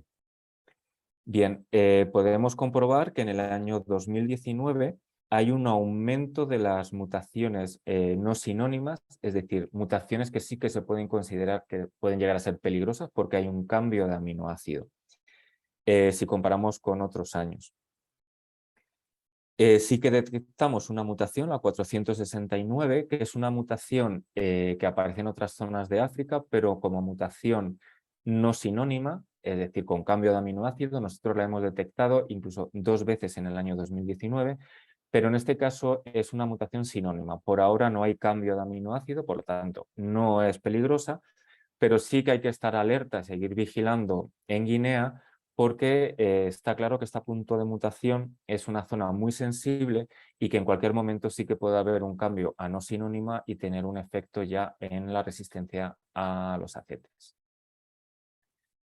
Ya para terminar, aparte de las resistencias a los tratamientos, simplemente que tengáis en cuenta que el mosquito, que es uno de los, donde hay que focalizar el control de la enfermedad, hace años ya que se detectó presencia de resistencias relacionadas con distintos insecticidas, como en el caso de los piretroides, que es uno de los más extendidos. Una de las mutaciones que nosotros trabajamos e intentamos detectar es en el gen KDR, donde hay 2 mutaciones diferentes, la del oeste y la del este, aunque actualmente están un poco difuminadas por todo el continente africano, y están en el canal de sodio del mosquito. Lo que hace el piretroide es bloquear el canal de sodio, lo que hace que se produzca un efecto knockdown, es decir, que el mosquito cae al suelo y muere finalmente. Y se comprobó que hay mutaciones, estas 2 mutaciones lo que hacen es que a pesar de la presencia del piretroide, el mosquito no se ve afectado, pueda controlar su canal de sodio y pueda seguir vivo. A partir de aquí se han hecho más estudios de resistencias y aparte ahí da a la acetilcolinesterasa que tienen relación con otros insecticidas. Aparte de ver las posibles mutaciones relacionadas con la resistencia a los insecticidas, también nosotros vemos el tipo de alimentación, si se ha alimentado de humano, es decir, lo que nos interesa ver es si el mosquito tiene un antropofilia o no, y lo hacemos a nivel molecular viendo el tipo de sangre que ha tomado, si es de perro, cerdo, cabra o humano, y sobre todo si tiene la presencia del parásito en el vector. Bien, el control de la malaria, por tanto, lo apoyamos en 4 pilares fundamentales. Por un lado, un diagnóstico de calidad, que ya ha quedado claro que es la base de todo, porque sin un diagnóstico de calidad que nos permita ver el parásito o identificar la presencia del parásito, no va a haber un tratamiento. Si se aplica un tratamiento, tiene que ser un tratamiento efectivo, que se teste y que cada 2 años exista ese control en zonas endémicas donde hay un estudio de eficacia terapéutica para controlar que sigue funcionando. Control vectorial, no solamente rociamientos intradomiciliarios y extradomiciliarios y el uso de telas mosquiteras, que es súper útil, sino hacer controles de comprobar si los mosquitos que están en el área en que se están haciendo los distintos control vectorial siguen siendo sensibles a los insecticidas que se utilizan. Y tratamiento preventivo, se ha hablado del Fansidar, también está el SMC, por lo tanto, todos los tratamientos que están reservados para el tratamiento preventivo, intentar que se sigan preservando para este objetivo y no se den a la población para intentar curar la malaria. Por lo tanto, que haya un acceso a un tratamiento adecuado a nivel del país. ¿Cuáles son las amenazas? Ya os hemos comentado, problemas con el diagnóstico, resistencia a los tratamientos, resistencia a insecticida y resistencia a la sulfadoxina pirimetamina. Desde el laboratorio del CNMT, del Centro Nacional de Medicina Tropical, ejercemos un tipo de investigación que es una cooperación científico-técnica. Ponemos al servicio de los distintos programas nacionales de malaria todas las técnicas moleculares que nosotros disponemos en el laboratorio para dar apoyo y dar respuestas a la problemática que tiene y facilitar en todo momento el que podamos hacer una cooperación y tanto que haya una conversación de tú a tú para ver qué necesidades tienen y apoyarles directamente. En la actualidad, estos 4 países son en los que estamos trabajando. Nuestra base fundamental es Guinea Ecuatorial, que tenemos un proyecto desde hace muchos años financiado por la Agencia Española de Cooperación y la Fundación CESAI. Trabajamos directamente con el programa de lucha antipalúdica del Ministerio de Salud de Guinea Ecuatorial, donde intentamos hacer estudios de eficacia terapéutica, les acompañamos en el estudio de eficacia terapéutica. Actualmente vamos a iniciar en 2023 un nuevo estudio de eficacia, además de un piloto para el tratamiento preventivo junto con UNICEF en menores de 5 años. Vamos a intentar testar nuevos métodos de diagnósticos, como ha dicho Elena, está el LAM, vamos a intentar hacerlo en Guinea a ver cómo funciona para intentar introducirlo. Vamos a hacer a partir de noviembre un mapeo de las deleciones de HRP2 y HRP3 en la región continental, que lo vamos a hacer en 2 épocas, época lluviosa. Ahora vamos a hacerlo en época seca y luego a partir de mayo en época lluviosa para ver la distinta transmisión de la enfermedad, cómo afecta la presencia o no de las deleciones. También tenemos un proyecto en Senegal junto con la Fundación ONG Sunugal, que está financiado por la Fundación CESAI del Ministerio de Sanidad español, donde vamos a hacer un estudio de prevalencia de la malaria y formación, diagnóstico y educación para la salud. Y luego tenemos 2 actividades en 2 países, Nigeria y Burkina, que realmente no están financiados, sino que a través de nuestros propios proyectos internos y a través del presupuesto del CNMT, estamos dando apoyo para hacer estudios de resistencia, de prevalencia de malaria y prevalencia de las filarias. Además, en Nigeria utilizamos la biología molecular porque vamos a ver la deficiencia de la glucosa silfosfato deshidrogenasa, porque la persona con la que estamos trabajando en Nigeria nos ha pedido que si podemos hacer un estudio de estos en la zona en la que él está trabajando. Simplemente agradecer que todo este trabajo que estamos haciendo en este momento hemos realizado y vamos a realizar en un futuro es gracias a todo el personal del laboratorio que aparece aquí representado y sobre todo agradecer a todo el personal, en este caso es de Guinea Ecuatorial, todos los clínicos y técnicos que nos dan el apoyo en terreno para que podamos seguir trabajando en todo momento y obtener un beneficio sobre todo para la población, que su atención sea cada día mejor. Pues muchísimas gracias.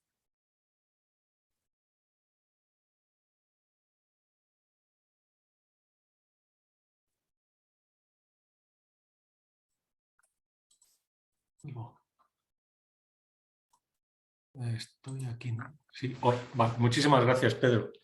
Sigo con algún problema técnico todavía, se me corta a veces. Muchísimas gracias. Igual que Elena, te digo que si hay alguna pregunta, hacerla, creo que al final en conjunto, ¿vale? Para todos. Vale. Creo que será más práctico seguramente. Y veo que todavía no hay ninguna pregunta en el chat, así que os animo que os vayáis animando, para la redundancia, a que alguna de las... hagáis alguna pregunta a través de ahí, de ese canal, ¿vale? Vale, la última ponente de este trío de especialistas que tenemos hoy es la más jovenzuela de los 3, que es Irene Molina, que una de un poco, lo que me planteé en este seminario también es darle cabida o intentar dar cabida también a gente que está comenzando también su investigación, en este caso también en el ámbito de la malaria, ¿no? Y bueno, pues Irene es graduada en biología sanitaria y tiene además un máster en microbiología y parasitología aplicados a la salud por la Universidad de Alcalá y el Instituto de Salud Carlos III. Y actualmente realiza su tesis doctoral. Ella disfruta de un contrato predoctoral FPU y realiza su tesis doctoral precisamente con el doctor Pedro Berzosa en el Instituto de Salud Carlos III, en el Centro Nacional de Medicina Tropical y también en el Departamento de Biomedicina y Biotecnología de la Universidad de Alcalá. Acaba además creo que hace muy poquitos días, de regresar de una estancia de investigación en el Centro de Salud de Manisa, en Mozambique, y además creo que tengo que felicitarla porque he visto que creo que ha sido este fin de semana recientemente que ha visto publicado uno de sus artículos de la tesis doctoral en la revista Malaria Journal, así que mis felicitaciones, Irene, por ese artículo tan recientito. Y además, pues bueno, viene, a pesar, como digo, de ser la más jovencura, pues ya tiene bastante experiencia en el tema que nos va a comentar hoy sobre los falsos negativos en test de diagnóstico rápido de malaria, que es parte fundamental en lo que lleva su tesis doctoral. Y además, como decía, pues viene avalada también por varios premios de comunicación, en mejores comunicaciones orales en distintos congresos, el último en el de la SEMSI en Pamplona este mismo año, y también resultó pues ganadora en el apartado de Ciencias de la Salud del certamen de divulgación científica, de presentar su tesis en 3 minutos, que está impulsado por distintas universidades públicas de la Comunidad de Madrid. Así que creo que es un valor a tener en cuenta dentro de este campo, sobre todo de malaria, y que está realizando pues un trabajo en principio que excelente, ¿no? Así que es la que nos va a cerrar un poco esta última parte del seminario. Así que Irene, si estás por ahí, cuando quieras, comparte tu pantalla. Voy a compartir mi pantalla. Bueno, lo primero, agradecer a Pedro la invitación y a todas las personas que estáis aquí también, que algunas os conozco y eso me hace estar un poquito más tranquila. Y bueno, y también como después de Elena y de Pedro, pues cualquiera habla, ¿no?, de malaria y de diagnóstico, pero vamos a ello. Vale, pues bueno, Pedro ya me ha presentado muy bien, así que eso no digo nada más. Y vamos con la charla. Vamos a hablar de falsos negativos en test de diagnóstico rápido de malaria. Un reto abordado desde la epidemiología molecular. Y con este título de la charla, pues yo no decía nada porque no puedo pasar la pantalla. Ahora, vale. Ahora, entonces como que sacaba las 3 ideas principales que van a componer la charla, que es diagnóstico de malaria, que ya Elena pues nos ha hablado todo. Falsos negativos, que es la amenaza, ¿no?, el reto del parásito, y epidemiología molecular, que sería desde donde vamos a intentar estudiar este reto. Por eso empezaba como situándonos en qué es esto de la epidemiología molecular y genómica, que sería como la combinación de la disciplina de la epidemiología más centrada en la distribución, en los determinantes, en causas, con la biología molecular, que nos habla más de componentes moleculares, de estructuras, de funciones. Entonces, cuando juntamos todo esto, pues nos queda un escenario en el que podemos estudiar las enfermedades infecciosas y todo lo que ellas conllevan, desde transmisión, resistencias a tratamientos, patogénesis, con aproximaciones en las que ya importa identificar dónde sucede, por qué sucede, y todo ello al final con el objetivo de controlar, prevenir, identificar para finalmente tomar decisiones programáticas basadas en evidencia científica, que esto es básicamente pues esos informes y esas recomendaciones que se dan para guiarnos, ¿no?, en el control de, en este caso, la malaria. Vale, pues dentro de todo esto yo me preguntaba como ¿para qué? Y quería destacaros pues otra vez esto, como que vamos a centrarnos en la genómica y en la biología molecular centrada en cuestiones de terreno y en toma de decisiones operacionales. En que esas cosas que suceden en el laboratorio influyan a lo que después sucede en las comunidades. Y en el área de la malaria tendríamos básicamente nuestra metodología es estudios de vigilancia en terreno. De estos se traemos muestras, se cogen muestras de las que se realizan estudios moleculares y genéticos, y con esos resultados que generamos en el laboratorio vamos a aplicar análisis epidemiológicos, que luego ya profundizaremos un poquito más, que son los que realmente nos van a dar respuestas a las preguntas que nos hicimos en el terreno, y estas respuestas se convierten en recomendaciones en salud pública. En la malaria tendríamos, por un lado, en el área de los vectores, principalmente estudios de resistencias a insecticidas.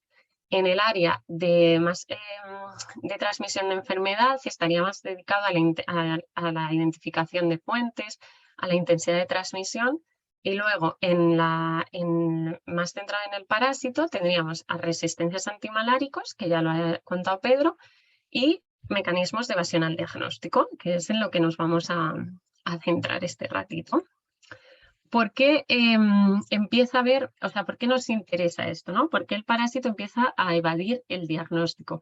Y aunque parezca muy evidente, es un reto relativamente reciente, porque hasta 2015 era muy común el diagnóstico clínico o presuntivo en terreno, que es básicamente solo por si tienes fiebre, escalofríos, solo por los síntomas. ¿Qué pasa? Que esto significaba muchos tratamientos innecesarios, aumentaba las resistencias, y entonces en 2015 se establecen las estrategias de tratamiento basado en diagnóstico, que dicen que solo se va a dar tratamiento a pacientes que hayan sido diagnosticados, es decir, que haya habido evidencia parasitológica con cualquier test. Son las estrategias Test, Treat, Track, que bueno, el último paso se supone que hay un registro y seguimiento, pero esto todavía quedaría mucho que seguir trabajando en ello. Entonces, nos quedamos con que tener evidencia parasitológica en el lugar donde me van a tratar y a donde yo acudo porque me encuentro mal, nos va a permitir dar un tratamiento a tiempo y que este tratamiento además sea adecuado, ¿no? O sea, vamos a controlar que tanto el test como el tratamiento sean adecuados. ¿Y esto en qué se va a traducir directamente? Pues por un lado, en un impacto clínico. Las personas van a recuperarse antes, va a haber menos malarias severas, y por otro lado, en un impacto en salud pública. Se reduce la transmisión, se evitan las resistencias y se evitan estos tratamientos innecesarios que producían un coste elevado, y así pues finalmente conseguiríamos estas estrategias costo efectivas que reducen la morbilidad y la mortalidad. Bien, ¿qué pasa? Que ahora tenemos que elegir qué técnica diagnóstica uso. Como bien nos ha contado Elena, de todas las técnicas diagnósticas que tenemos que elegir. Y ahora yo quiero, toda la charla se centra en regiones endémicas, en países que tenemos alta prevalencia, que todavía no están en fase de preeliminación ni de baja prevalencia. Que os situaba aquí en rojo, pues más o menos en estos tres gráficos de dónde estaríamos hablando y qué nos interesa en estas zonas. Pues en estas zonas nos interesa un diagnóstico que podamos hacer fácilmente, ¿no? Tenemos que diagnosticar a mucha gente y además esta gente va a tener una parasitemia alta en general, entonces, bueno, tampoco necesito que sea súper sensible, pero sí que necesito poder hacer muchos. Vale. Y entonces ahora elijo qué test diagnóstico pensando en dónde lo voy a hacer. Y ya tendríamos las técnicas aplicadas en terreno, la microscopía y el TDR, y nos centramos en el TDR. ¿Por qué? Pues porque ahora mismo el 84% de los diagnósticos de malaria en África subsahariana son por TDR. ¿Por qué? Pues porque es un diagnóstico muy rápido, muy sencillo, muy barato, estable y sensible. No me tiene que dar muchos problemas. Entonces es perfecto para hacerlo en lo que llamamos diagnóstico a pie de cama. Lo puedo hacer en los hospitales, en los centros de salud rurales y no necesito esas profesionales de la microscopía, ¿no? Bueno, rápidamente y sin profundizar nada, pues los test rápidos son una técnica inmunocromatográfica que nos van a detectar una proteína del parásito que puede ser de Plasmodium falciparum específicamente, de Plasmodium vivax, o genérica de Plasmodium, del género Plasmodium. Si me aparece rayita, como ya todo el mundo sabe, es positivo, y si no, es negativo. Pero aquí, ¿qué pasa? Que empiezan los problemas. ¿Qué son estos falsos negativos? Resulta que ahora tengo pacientes que su test es negativo, pero tiene la infección. Entonces, antes de pasar a estas causas de falsos negativos, que no lo he dicho, la mayor parte de test de diagnóstico rápido en África subsahariana se basan en la proteína HRP2. Esta proteína es específica de Plasmodium falciparum, que es el principal agente etiológico de malaria en África subsahariana, y además tiene una sintomatología, tiene más facilidad para hacer sintomatología grave. ¿Y por qué elegimos esta proteína? ¿Y por qué seguimos usándola a pesar de que esté empezando a dar problemas? Bueno, pues porque es muy abundante. Entonces, al ser una proteína tan abundante, tiene mucha sensibilidad. Y aquí es donde el parásito dice, bueno, me están diagnosticando por esta proteína, pues voy a deleccionar la proteína. Empezaríamos con las causas de falsos negativos. Se pierde el gen, se delecciona el gen que codifica la proteína. Veréis que ya vamos a empezar a hablar de HRP2 y HRP3, porque el HRP3 es una proteína homóloga al HRP2 que nos da reacción cruzada. Entonces puede ser que aunque se pierda el HRP2, el HRP3 nos dé el test positivo. Otra de las causas asociadas al parásito de falsos negativos es la falta de expresión de antígeno o el polimorfismo en secuencia aminoacídica. Si no quiero perder la proteína, cambio la secuencia. Además, en estos falsos negativos tendríamos causas asociadas al test rápido como tal o al procedimiento o conservación de los mismos. Pero nos vamos a centrar en las causas asociadas al parásito. Y antes de seguir, me parece importante, aunque quizá incida mucho en esto, en recordarnos por qué los falsos negativos son una amenaza real para el control de la malaria.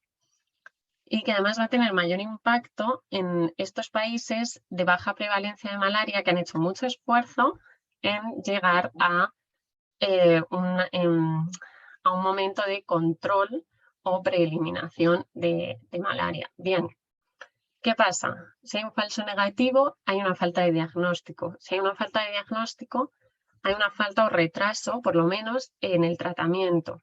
Si no hay tratamiento o este llega tarde, la infección no está controlada y por lo tanto va a ser un paciente más que va a continuar con la transmisión y que va a haber un aumento de infecciones en la comunidad.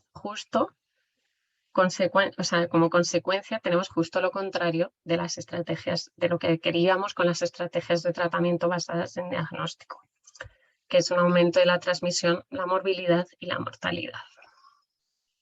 Bien, volvemos a los falsos negativos. Vamos a empezar con la principal causa, ¿no?, asociada al parásito, que es la delección del gen HRP2 y HRP3. Estos dos genes, como siempre hay que conocer bien de lo que vamos a hablar, se sitúan en regiones subteloméricas. Estas regiones, como bien sabéis, son regiones cromosómicas muy inestables, por lo tanto, ya vamos a saber que es relativamente más fácil, ¿no?, o hay más predisposición a que se pierdan en los mecanismos de rotura y reparación de cromosomas. Además, contaros que ambos genes se componen de un exón 1, que es un péptido señal, y un exón 2, que es la región codificante. Esto es importante porque luego en los estudios vamos a intentar mirar también el exón 1, porque si se pierde el péptido señal, que es un trocito más pequeño, tampoco va a haber traducción y tampoco va a haber proteína, ¿no? Entonces, desde la epidemiología molecular, ¿qué podríamos hacer con las delecciones?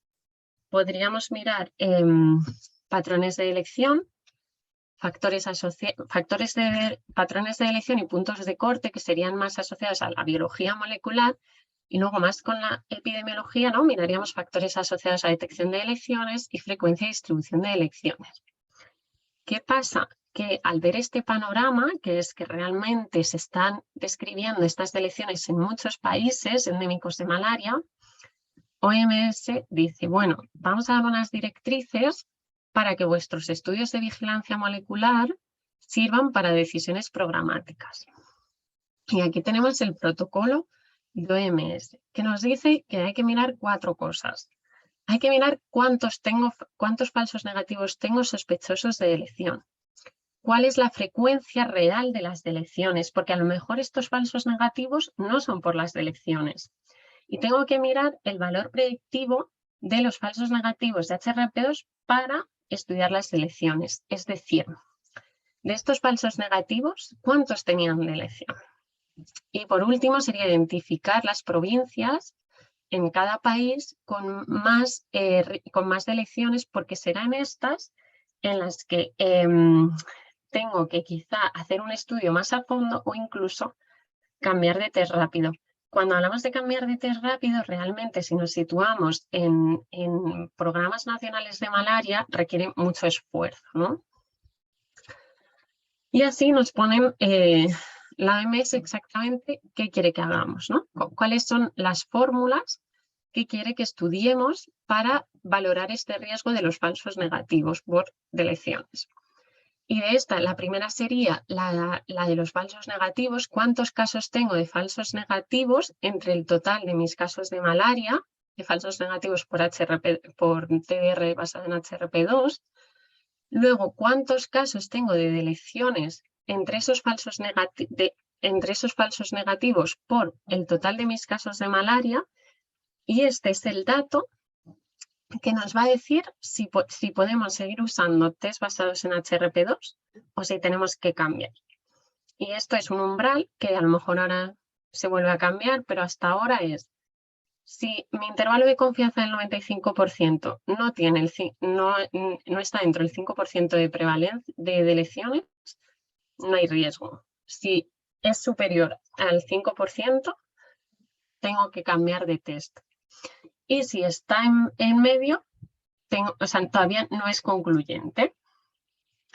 Y por último, esta fórmula que os pongo, bueno, en el mapa no sé si se aprecia muy bien, pero están cogiendo como umbral este 5%, pues qué países, ¿no? han reportado ya estar por encima del 5%, aunque aquí es importante que estos países, los estudios, todavía no tenemos estudios nacionales hechos de acuerdo al protocolo de OMS.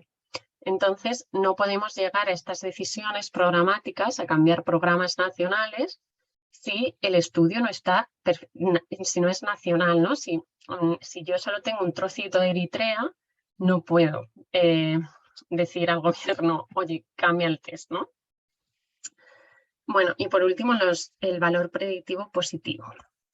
En nuestro caso, y ahora os muestro aquí un ejemplo, que es lo que encontramos en Guinea. Era solo de una provincia, ahora vamos a hacer un estudio de toda la región continental que nos permitirá unos resultados más concluyentes, pero bueno, veíamos que teníamos casi un 7,5% de falsos negativos con el HRP2, de los cuales, y luego un 5% de muestras con delección, que como decíamos, es en este momento en el que dices, tenemos que seguir estudiando para ver si estos tests se pueden seguir usando en Guinea o no. Y bueno, pues como son bastante similares los valores, sí que teníamos un buen valor predictivo positivo de más de un 70%. Vale, hasta aquí lo que nos pide OMS para las decisiones programáticas. Pero claro, nos preguntamos, ¿qué más podemos saber de estos genes que nos ayuden? Pues lo primero, la distribución. ¿A qué factores puedo asociar que haya delección en el gen? En un estudio que hemos hecho reciente en Sudán del Sur, hemos estudiado la relación con prevalencia de malaria, que sabemos que cuanto menor es la prevalencia de malaria, más posibilidad tengo de encontrar parásitos deleccionados. Por eso es especialmente complejo este riesgo en zonas en control, o sea, en zonas en vías de control o preeliminación de malaria. ¿Esto por qué se relaciona? Y aquí en estos gráficos lo uníamos con la policlonalidad de la infección. Según la multiplicidad de infección aumentaba, disminuía la posibilidad de detectar parásitos deleccionados. Y esto es muy sencillo, ¿no? Porque al haber más parásitos en un mismo individuo, más cepas, pues con que haya una con la proteína ya se detecta. También lo relacionábamos con severidad, con sintomatología y con edad, pero en este caso, bueno, como que creemos que estos factores sí que pueden estar influidos directamente por la multiplicidad de la infección. Además, y siempre es muy importante, pues miramos su distribución geográfica, porque nos consta que pueden no estar distribuidos homogéneamente. Toda esta información de qué nos sirve, ¿no? O idealmente cuando la juntamos, ¿qué nos permitiría? Pues modelar el riesgo de los falsos negativos, que bueno, hay un estudio de 2017 muy interesante, ¿no? En el que con el uso de la microscopía, el acceso a tratamiento, modelaban en África subsahariana qué países podemos esperar que tengan más riesgo por el HRP2. Más cosas, los patrones de elección. Si yo estoy perdiendo un gen, algo tiene que pasar alrededor, ¿no? Entonces nos preguntamos, ¿qué pasa con las regiones flanqueantes? ¿Dónde están los puntos de ruptura? Porque si un cromosoma se rompe, tiene que haber un punto de ruptura. ¿Se pierden los genes porque hay otros genes flanqueantes que son los que están evolucionando y perdiéndose? ¿O realmente son o realmente se pierden, evolutivamente hay una presión selectiva para que se pierda el HRP2 y el HRP3? Pues aquí os pongo 3 maneras distintas de estudiar esto. Esta primera es de un estudio que estamos haciendo con muestras de Guinea Ecuatorial y lo estamos haciendo molecularmente. Simplemente vemos si hay deleción o no en los genes flanqueantes. Esta es con técnicas de secuenciación masiva selectiva y esta es con técnicas de MIT. Y lo que vemos las 3 partes es muy similar, y es que cuando perdemos el HRP2 y el HRP3 hay otro patrón, ¿no?, de genes que se pierden también. Y aquí permitidme ir un momentito a esta imagen que a mí me parece muy interesante, que es que en el HRP2, no sé si se ve el cursor, ahora se ve el cursor, supongo. Bueno, en el HRP2 vemos que los que están por detrás se pierden. Entonces, este patrón nos habla de que a lo mejor realmente se está perdiendo, el punto de ruptura es el HRP2, mientras que en el HRP3 esto no sucede, ¿no? Sino que son regiones anteriores las que se pierden y probablemente con motivo de esa inestabilidad se pierde el HRP3. Más cosas que podemos seguir en el mundo de la epidemiología genómica. Vamos a ver la diversidad genética. Nos interesa saber cómo cambian nuestros genes. ¿Cómo cambian, no? Vale. Principalmente en nuestras regiones, como son zonas de alta transmisión, bueno, hay distintos mecanismos de aumento de diversidad genética, pero quería destacar la recombinación. ¿Por qué? Porque hablamos de zonas de alta transmisión, donde es muy fácil que haya coinfección por varias poblaciones, y esto va a permitir la recombinación en el ciclo sexual en el vector. ¿Cómo evaluamos esta diversidad genética? Bueno, principalmente nos vamos a centrar en haplotipos, ¿no?, que son esta combinación de alelos o SNPs en el mismo cromosoma. Y vamos a hablar casi siempre de diversidad génica o de diversidad de haplotipo. Y vamos a estudiar el grado de polimorfismo o la heterocigosidad esperada.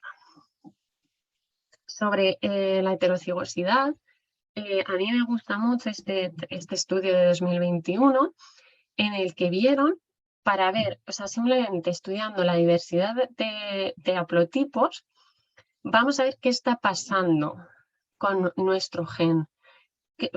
A nivel poblacional, ¿se está seleccionando? ¿Está habiendo alguna ventaja?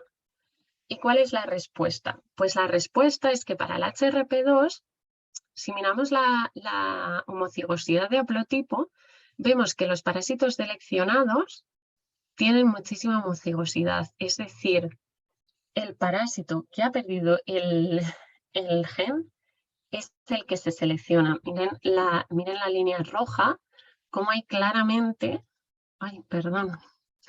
una selección positiva. Hay una fuerte presión que está haciendo que eso, esto es perdonadme que no lo he dicho, es un estudio de Etiopía. Y cómo eso lo vemos gracias a estudiar la diversidad de haplotipo. En cambio, en el HRP3 nos encontramos un panorama diferente. Nos encontramos, lo primero, ¿no?, que vemos es que lo que sucede entre los que tienen deleccionados y no deleccionados, los salvajes que están en azul, es muy similar, ¿no? No puedo hablar de una selección.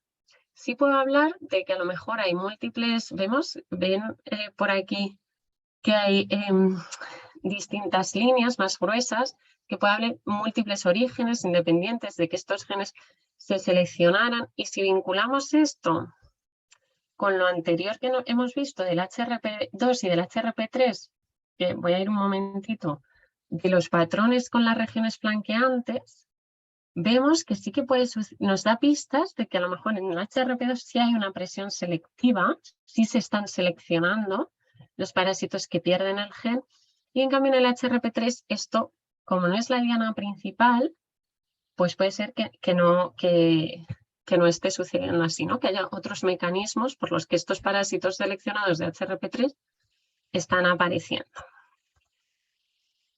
También otras maneras de seguir estudiando la diversidad nucleotídica serían las redes de haplotipos, que el objetivo es el mismo, es ver cómo está evolucionando según mis haplotipos, qué selección está habiendo, cómo está evolucionando mi población. Para esto aplicamos test de neutralidad, que la pregunta de los test de neutralidad es: ¿lo que está ocurriendo con mi población responde a una situación neutral o está ocurriendo algo que hace que mi población se comporte de una manera determinada? Y aquí contaros, en este estudio al que se ha referido Pedro, reciente, que publicamos de HRP2 en Etiopía, veíamos que había una selección positiva, que estos test de neutralidad nos decían que estábamos en una fase de selección positiva o crecimiento, que sería esta que señalo aquí, un momento en el que hay alguna gente que está haciendo que nuestra población responda y cambie, pero no tenemos una cepa, ¿no? Una variable seleccionada y elegida, como sería a lo mejor en un cuello de botella. Por otro lado, también muy similar, tenemos los árboles filogenéticos, pero basados, ¿no?, en otra aproximación, pero que nos va a decir lo mismo. En esto buscamos evaluar la distancia genética como de similares, ¿no? ¿Cuál es la relación entre las secuencias nucleotídicas alineadas? Ya no hablamos de haplotipos, hablamos de secuencias.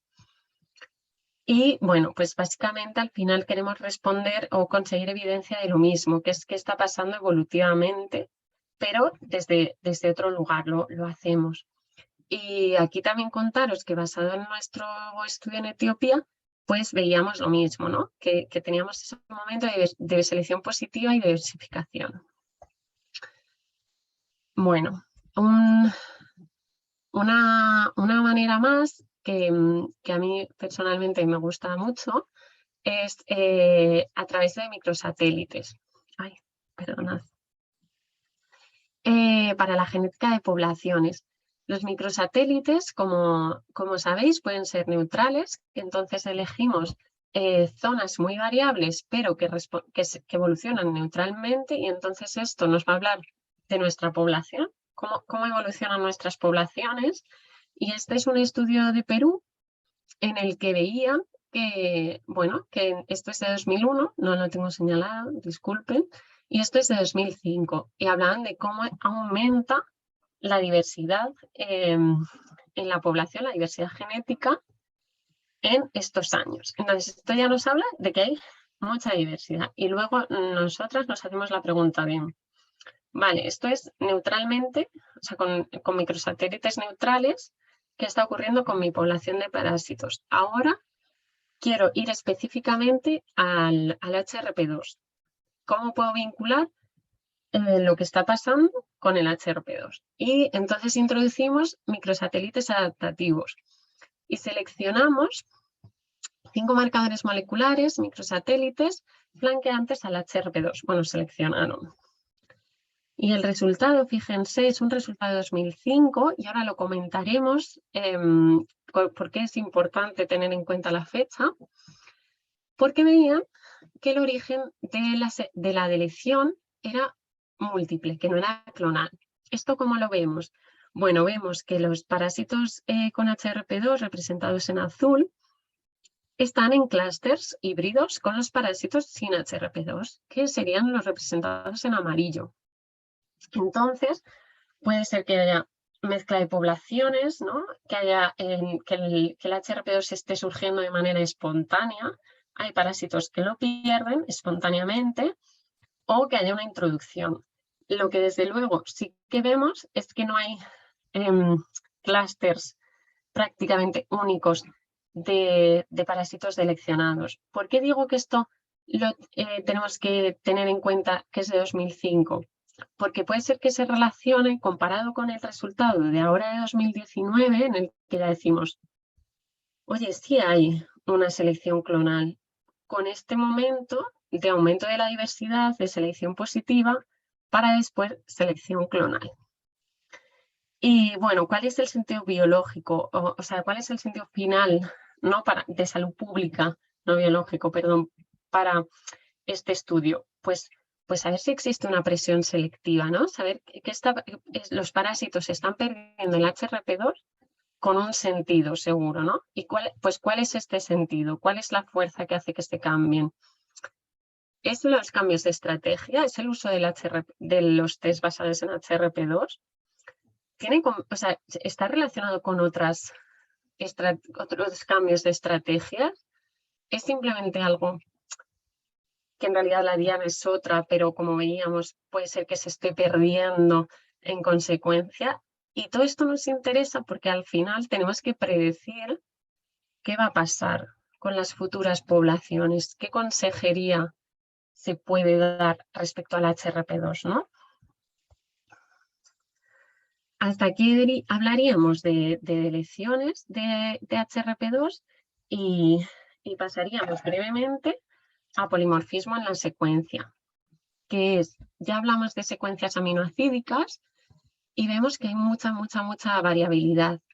Y vamos a estudiar la organización de las repeticiones. En el HRP2 se han descrito unas repeticiones, unos tipos de repeticiones, y vamos a estudiar la frecuencia de estos tipos. ¿Por qué? Porque se ha visto que según los tipos que aparezcan y en qué frecuencia, podemos relacionarlo con más sensibilidad o con menos sensibilidad por los test rápidos.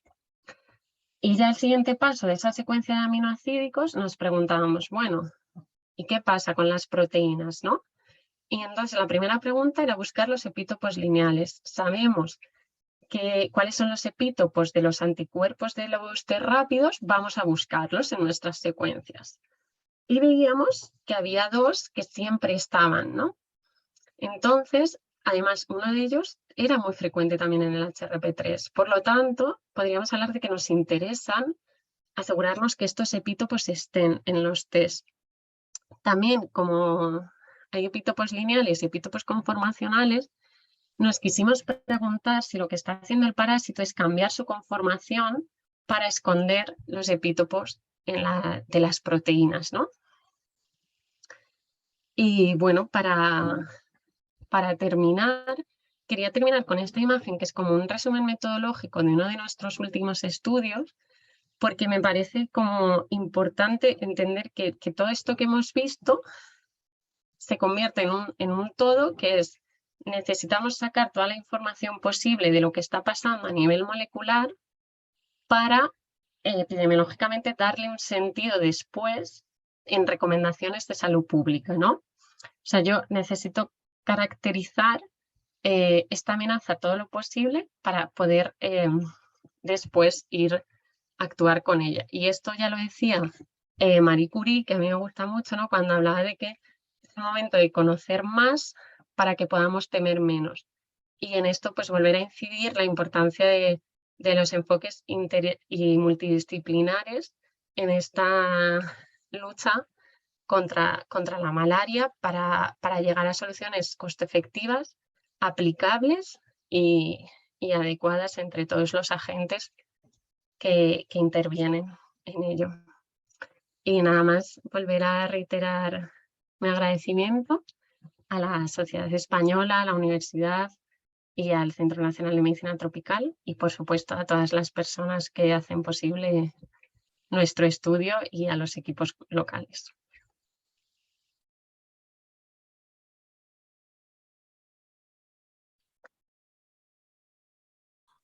Muy bien, muchas gracias, Irene, por tu exposición. Realmente fascinante, ¿no? Y súper complejo además este mundo en el que te has iniciado para tu tesis doctoral, muy complejo, en el que tienes trabajo sin duda ya mucho realizado, pero mucho por delante todavía, ¿no? Así que, bueno, enhorabuena por tu trabajo. Además, creo que ha sido súper interesante porque se mantienen todavía 50 participantes en el seminario. Eso quiere decir que es de interés y siguen todavía ahí pegados a la pantalla escuchando, ¿no? Creo que es turno para algunos si tiene alguna pregunta. Creo que había alguna pregunta. Varias por aquí. Vamos a ir casi, si queréis, por orden de pregunta. La primera del doctor Raúl Manzano, que decía que si existen programas para generar datos que permitan comprender la eficacia y seguridad de los antimaláricos. Quizá Pedro... Bueno, yo puedo... Elena seguro que tiene más datos. Sí que hay. OMS se nutre de toda la información que va recibiendo de todos los laboratorios de referencia que trabaja para OMS en cuanto a mutaciones de resistencia relacionados con los distintos tratamientos. Cada país genera los datos cada 2 años de sus estudios de eficacia terapéutica y todos esos datos de los que se nutre OMS los plasma luego en diversos documentos que tenemos online. Y justo es que mientras hablaba Irene he buscado uno, que lo voy a poner aquí, que es la guía de malaria de OMS, que fue publicada en junio de 2022 y tiene una parte de tratamiento. También hace poco se ha publicado una revisión que ha hecho Fido, que es uno de los investigadores más importantes a nivel de resistencia, sobre los mecanismos de resistencia del parásito, que recomiendo el artículo porque está muy bonito, con unos esquemas muy chulos de cómo funcionan las distintas mutaciones y las distintas alteraciones de las proteínas donde actúan los distintos antipalúdicos. Muchas gracias. Otra preguntita por aquí, en este caso de Elías, para Elena. Dice que si la sensibilidad de la PCR utilizando los dried blood spot es equiparable a la obtenida con muestras frescas de sangre o se pierde mucha sensibilidad. ¿Y cuánto pueden aguantar estas muestras sin afectar la integridad del ADN? La primera pregunta es una pregunta muy interesante porque realmente cuando utilizamos DBS es porque no podemos utilizar sangre fresca normalmente. Entonces esto no está muy cuantificado. Realmente con anticuerpos sí que hay más estudios y realmente... realmente se pierde, tendrías que hacer el estudio comparativo entre la sangre total y el DBS, pero algo se pierde, o sea, unos CTs menos tienes con 3 o 4 CTs seguro, menos con DBS. Lo que pasa es que te permite transportar la muestra, que es una gran ventaja. Nosotros los conservamos a 4 grados en la nevera, el papel secante, y la verdad es que la estabilidad es muy buena, no tienes problema luego para hacer, incluso a temperatura ambiente, ¿eh? No, a veces hemos hecho transporte de muestras desde África y en ese momento no las hemos podido procesar, incluso han estado allí días a temperatura ambiente y no ha habido problema. Y hemos trabajado incluso con cargas virales, por ejemplo de HIV, ¿no? En caso que incluso se tienen que cuantificar y es posible hacerlo siempre teniendo en cuenta lo que pierdes en la dilución. Pero en PCR de malaria en principio no hay problema. Simplemente para completar un poco, totalmente de acuerdo con Elena. Sí que hace poco se publicó un artículo de cuando el mantenimiento del DBS lo tienes a temperatura ambiente a 4 a -20 o a -80. -20 era la mejor opción de tenerla, lo que es verdad que cuando trabajamos en zonas endémicas tener -20 es un lujo. no existe. Entonces, sí que cuando se han conservado durante mucho tiempo a temperatura ambiente, el rendimiento de la extracción de ADN de la muestra es mucho más baja, pero también hemos comprobado con muestras nuestras extraídas con Kelex, que es la estación más guarra que puede haber en el universo, muestras extraídas en el año 99, o sea, muestras del año 99 que se extrajeron como en el 2000 y poco, se han conservado en 4 grados y sigue funcionando el ADN, es decir, que la estabilidad del ADN una vez extraído es muy buena. Y otra, tenéis suerte porque tenéis una pregunta de momento para cada uno. Irene, esta es para ti. Que dice que cuando el protocolo de la Organización Mundial de la Salud habla de cambiar de test de diagnóstico rápido, cuando hay más del 5% de elecciones, ¿se refiere a cambiar de fabricante para un test que detecte HRP2 o 3 o cambiar de diana del test de diagnóstico? Y en este caso, ¿qué sería Aldolasa u otro? Se refiere, bueno, muchas gracias por la pregunta, y se refiere a cambiar a un test con otra diana que no sea el HRP2, Sí, bueno. HRP3, porque las deleciones lo que causan es los falsos negativos en HRP2P3. Respecto a lo de Aldolasa, bueno, pues empieza el debate, ¿no? Es más conveniente lactato deshidrogenasa, LDH específica de falciparum, porque Aldolasa es menos específica, pero se están investigando, por ejemplo, hay varias líneas de investigación de nuevas dianas, para intentar buscar nuevas dianas proteicas que sean específicas de falciparum y que además nos permitan nos permitan evitar los falsos negativos por las deleciones. Y una pregunta que se me ocurre, cuando hacéis este tipo una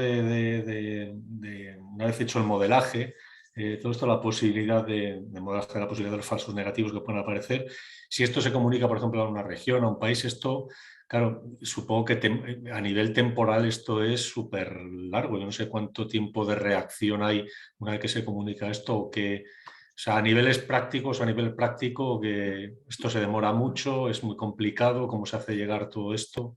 Claro, el tema es que esto está invirtiendo mucho OMS en que se hagan estudios nacionales, porque es lo que decía, por ahora no hay ningún estudio, se está haciendo uno en Etiopía, se está empezando uno en Sudán, porque claro, tú no puedes pedirle a un país que cambie su estrategia, y sobre todo con lo baratos que son los test con HRP2, sin evidencia suficiente. Entonces no te puedo contestar porque todavía no ha sucedido que tengamos un país que haya conseguido decir mi prevalencia nacional es mayor del 5%, y entonces están amenazados está amenazado el diagnóstico en terreno.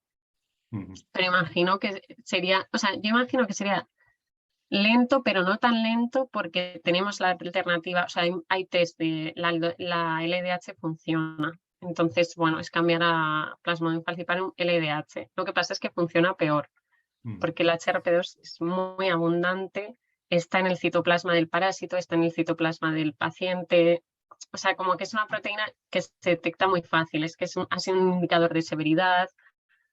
Entonces, bueno, va a ser Y difícil. Pedro, en el caso de, por ejemplo, los marcadores de resistencia, el panel que saca la OMS, por ejemplo, de los que hay que testear, eso también, una vez que está hecha la investigación, es rápido también la implementación de los nuevos marcadores, o también para las resistencias, o también Claro, se demora mucho en el tiempo. Se demora porque, claro, una vez que tú publicas o informa al país de las mutaciones que se han detectado, si no están relacionadas o si no están dentro de ese panel, los laboratorios de referencia de OMS tienen que hacer estudios de mutagénesis dirigida para ver cómo realmente esa mutación candidata está afectando al parásito para que sea o no sea resistente. Es decir, que tú puedes publicar o informar de 10 mutaciones, pero a lo mejor esas 10 mutaciones que has detectado, incluso que cuando no son sinónimas, puede que no tenga ningún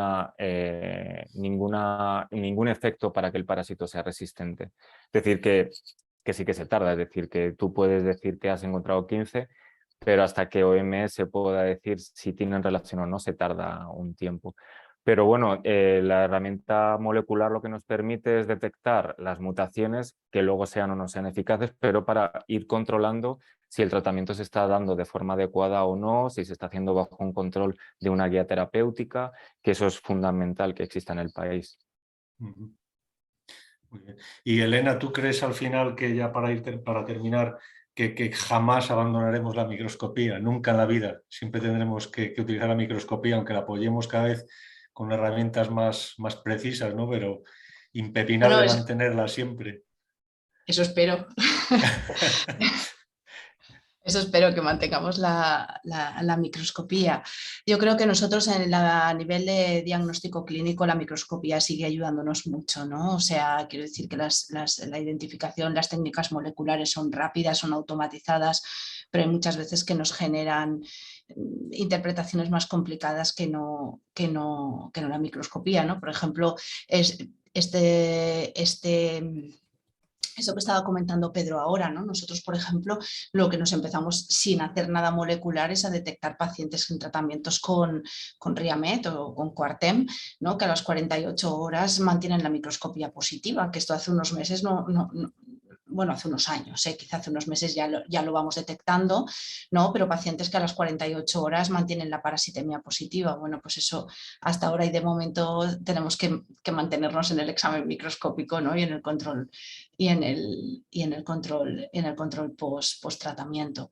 Igual que nos ocurre con las pruebas de detección de antígeno, ¿no? Seguimos dependiendo de la microscopía porque, bueno, pues tenemos esta espada de Damocles encima, que es perder la técnica de detección de antígeno y en zona endémica entiendo que es un gran problema, pero en zona no endémica también, ¿no? Porque cada vez tenemos menos microscopistas y realmente perder la técnica de detección de antígeno pues será un problema importante, ¿no? Sobre todo porque nosotros también tenemos más bajas parasitemias, quizá, ¿no? Y entonces si dejas de tener la HRP2, si tienes que depender de aldolasa o de LDH, seguramente vas a perder bajas parasitemias, ¿no?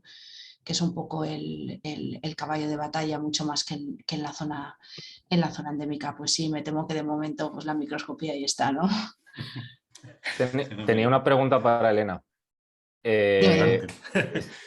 Bueno, antes de nada, estoy de acuerdo con ella. Para mí la microscopía es fundamental. En zona endémica nosotros hacemos el reciclaje de todos los técnicos certificados por nosotros para que no se pierda esa habilidad, porque finalmente los test rápidos estamos comprobando que tienen un fallo y podemos con la microscopía suplirle esa posibilidad haciendo el doble diagnóstico. No, la pregunta era, cuando has hablado de del 5,3% de subclínicos, que luego ese 5,3 lo hicisteis mediante microscopía, ¿cuánto tiempo tardasteis en identificar la presencia del parásito en cada slide? Mucho, ¿Verdad? hay algunos que mucho, hay algunos que mucho.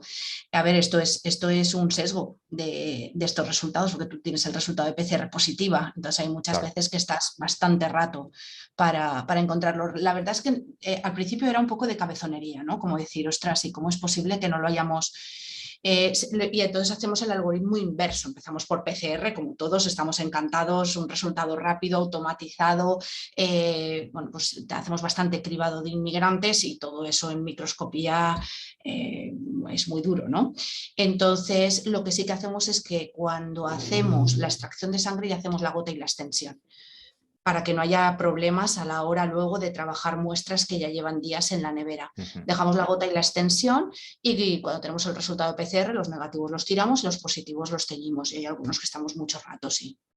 Vale. Mucho rato, hay algunos que son parasitemias de 80 parásitos microlitros, es decir, que paramos ya cuando ya hemos visto un solo trofozoito en la gota gruesa y hay veces que te has dejado las pestañas y sí, es eso. Ahora también tengo que decir que son parásitos, porque si no estamos 100% seguros no lo consideramos y hay un 1,3% que se nos siguen escapando y estos sí que los valoramos como submicroscópicas.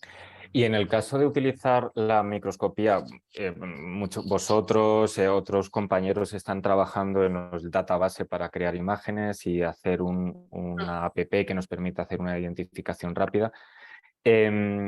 Claro, en el caso de que tú tengas una muestra subclínica que partes de una PCR positiva, evidentemente, y tú has tardado muchísimo en poder identificar el parásito, en el caso de que sea automatizado, ¿hay un tiempo establecido para que se establezca como negativo o tenéis en cuenta esas posibilidades?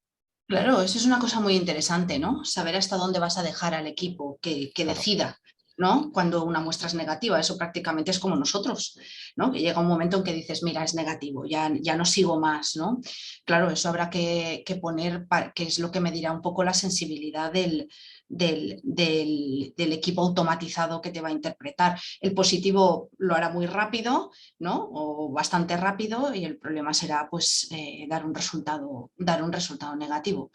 Bueno, pues me imagino que habrá que tomar una decisión objetiva también, ¿no? Número de leucos que se miren o número de campos microscópicos. En realidad es lo que nuestro subconsciente también hace cuando paras, ¿no? Cuando dices, pues mira, esta muestra es negativa. También es verdad bueno, que eso es un dato pues, que seguramente pues, eso a mí ya se me escapa más, ¿no? Pero será estadístico seguramente, ¿no? Del número de campos microscópicos o número de leucos o algo que objetivamente el sistema pueda cuantificar, ¿no? Para decir esta muestra con mi intervalo, o sea, con mi sensibilidad la doy negativa. Vale, muchas gracias. Y otra cosa que Augusto. también es complicado es decir cuando no me gusta esta lámina. Que eso también será difícil explicárselo al sistema, ¿no? Cuando esta tinción está tan mal o esta muestra está tan poco hemolizada que míratela tú, ¿no? Que eso es lo que hacen los citómetros también hematológicos, ¿no? Cuando el citómetro ya dice, pues míratelo tú porque yo no soy capaz de superar esto, ¿no? Muy bien. Bueno, yo creo que andamos ya un poco justo de tiempo, que empezamos un poquito tarde por problemas técnicos. Yo primeramente agradeceros otra vez a los tres vuestra disponibilidad, vuestro trabajo. Creo que ha sido un seminario fantástico y bueno, pues con unas intervenciones súper interesantes que hemos aprendido muchísimo. Y no sé si Antonio está por ahí, quiere decir algo como presidente para gracias, despedir ya todo esto. Sí, claro, yo quería dar las gracias a Elena, a Pedro y a Irene primero por su generosidad de estar aquí en estos para-webinars de la Sociedad Española de Parasitología y bueno, por sus exposiciones que han sido fantásticas, ¿no? Y también a Pedro Fernández Soto por elegirlo, porque has hecho una elección realmente muy buena, ¿no? Yo tenía una pregunta, era una curiosidad nada más, estaba poco ahora ya casi que estamos terminando, si me la queréis, es que era un poco por saber, no sé, Elena, la tafenoquina se utiliza como la primaquina o se ha empezado a utilizar o no, y Pedro, ¿hay resistencias a estos, tanto a primaquina como a tafenoquina descritos? Es que es algo que bueno, que parecía que iba a ser la que iba a sustituir o la que meter, y no sé si a nivel clínico se utiliza o no. Y Pues no sé ella, seguro que Elena tiene más datos. La primaquina sí que se han empezado a describir resistencias a la primaquina, aunque es verdad que en zonas endémicas la primaquina no se utiliza demasiado porque, bueno, Vivax y ovales son unas prevalencias muy bajas. Y cuando aparecen, muchas veces el clínico, como no tiene posibilidad de hacer deficiencia en la glucosa 6-fosfato deshidrogenasa, prefiere no tratar con la primaquina para evitar la recidiva y porque más que nada porque probablemente en 15 días el paciente vuelva a estar infectado con otra picadura o con parásitos que tenían órganos internos y aparece de nuevo. Entonces, resistencia sí que no te puedo decir cuál es la resistencia concreta, pero sí que se han descrito en algunos casos resistencia a la primaquina. Pero es verdad que en zona endémica no está muy extendido su uso. ¿Y la tafenoquina, Elena, lo utilizáis? No, aquí se utiliza primaquina. Se utiliza primaquina y el problema que tienes es cuando tienes un paciente con déficit de glucosa 6-fosfato. No es frecuente, pero cuando lo tienes sí que... Ahora hace poco ha habido uno y al final se ha tratado con primaquina, haciendo hemogramas prácticamente cada 48 horas con mucho cuidado, pero al final se le puso primaquina. Y luego pues hay otros pacientes, mira, otra utilidad de la microscopía es que alguna vez hemos tenido alguna gestante infectada por Plasmodium vivax. Recuerdo una chica pakistaní, por ejemplo, y teníamos que ir haciéndole microscopía también para hacer seguimiento porque no pudo hacer la primaquina. Yo alternativas a la primaquina, la verdad es que no tenemos experiencia, solo se hace con primaquina. Pues nada, muchísimas gracias de nuevo por este para webinar y a todos los que estén por ahí todavía que queden en esta tarde, pues nada, hay otro para webinar que será a finales de octubre de la sociedad y que ya se anunciará en los próximos días. Por lo tanto, nada. Muchísimas gracias a los tres, bueno, a los cuatro, Pedro, te incluyo como coordinador. No, muchísimas gracias a ellos. Y a todos, muchas gracias a ellos y además lo han hecho también, que habrá que llamarlo supongo que en breve para que nos sigan actualizando este tema tan apasionante, ¿no? Así que eso es. Muchísimas gracias a los tres y ya estaremos en contacto. ¿De acuerdo? Gracias por la invitación. A vosotros por la invitación. Sí, muchas gracias. Un abrazo muy grande. Hasta luego. Hasta luego. Chao. Chao.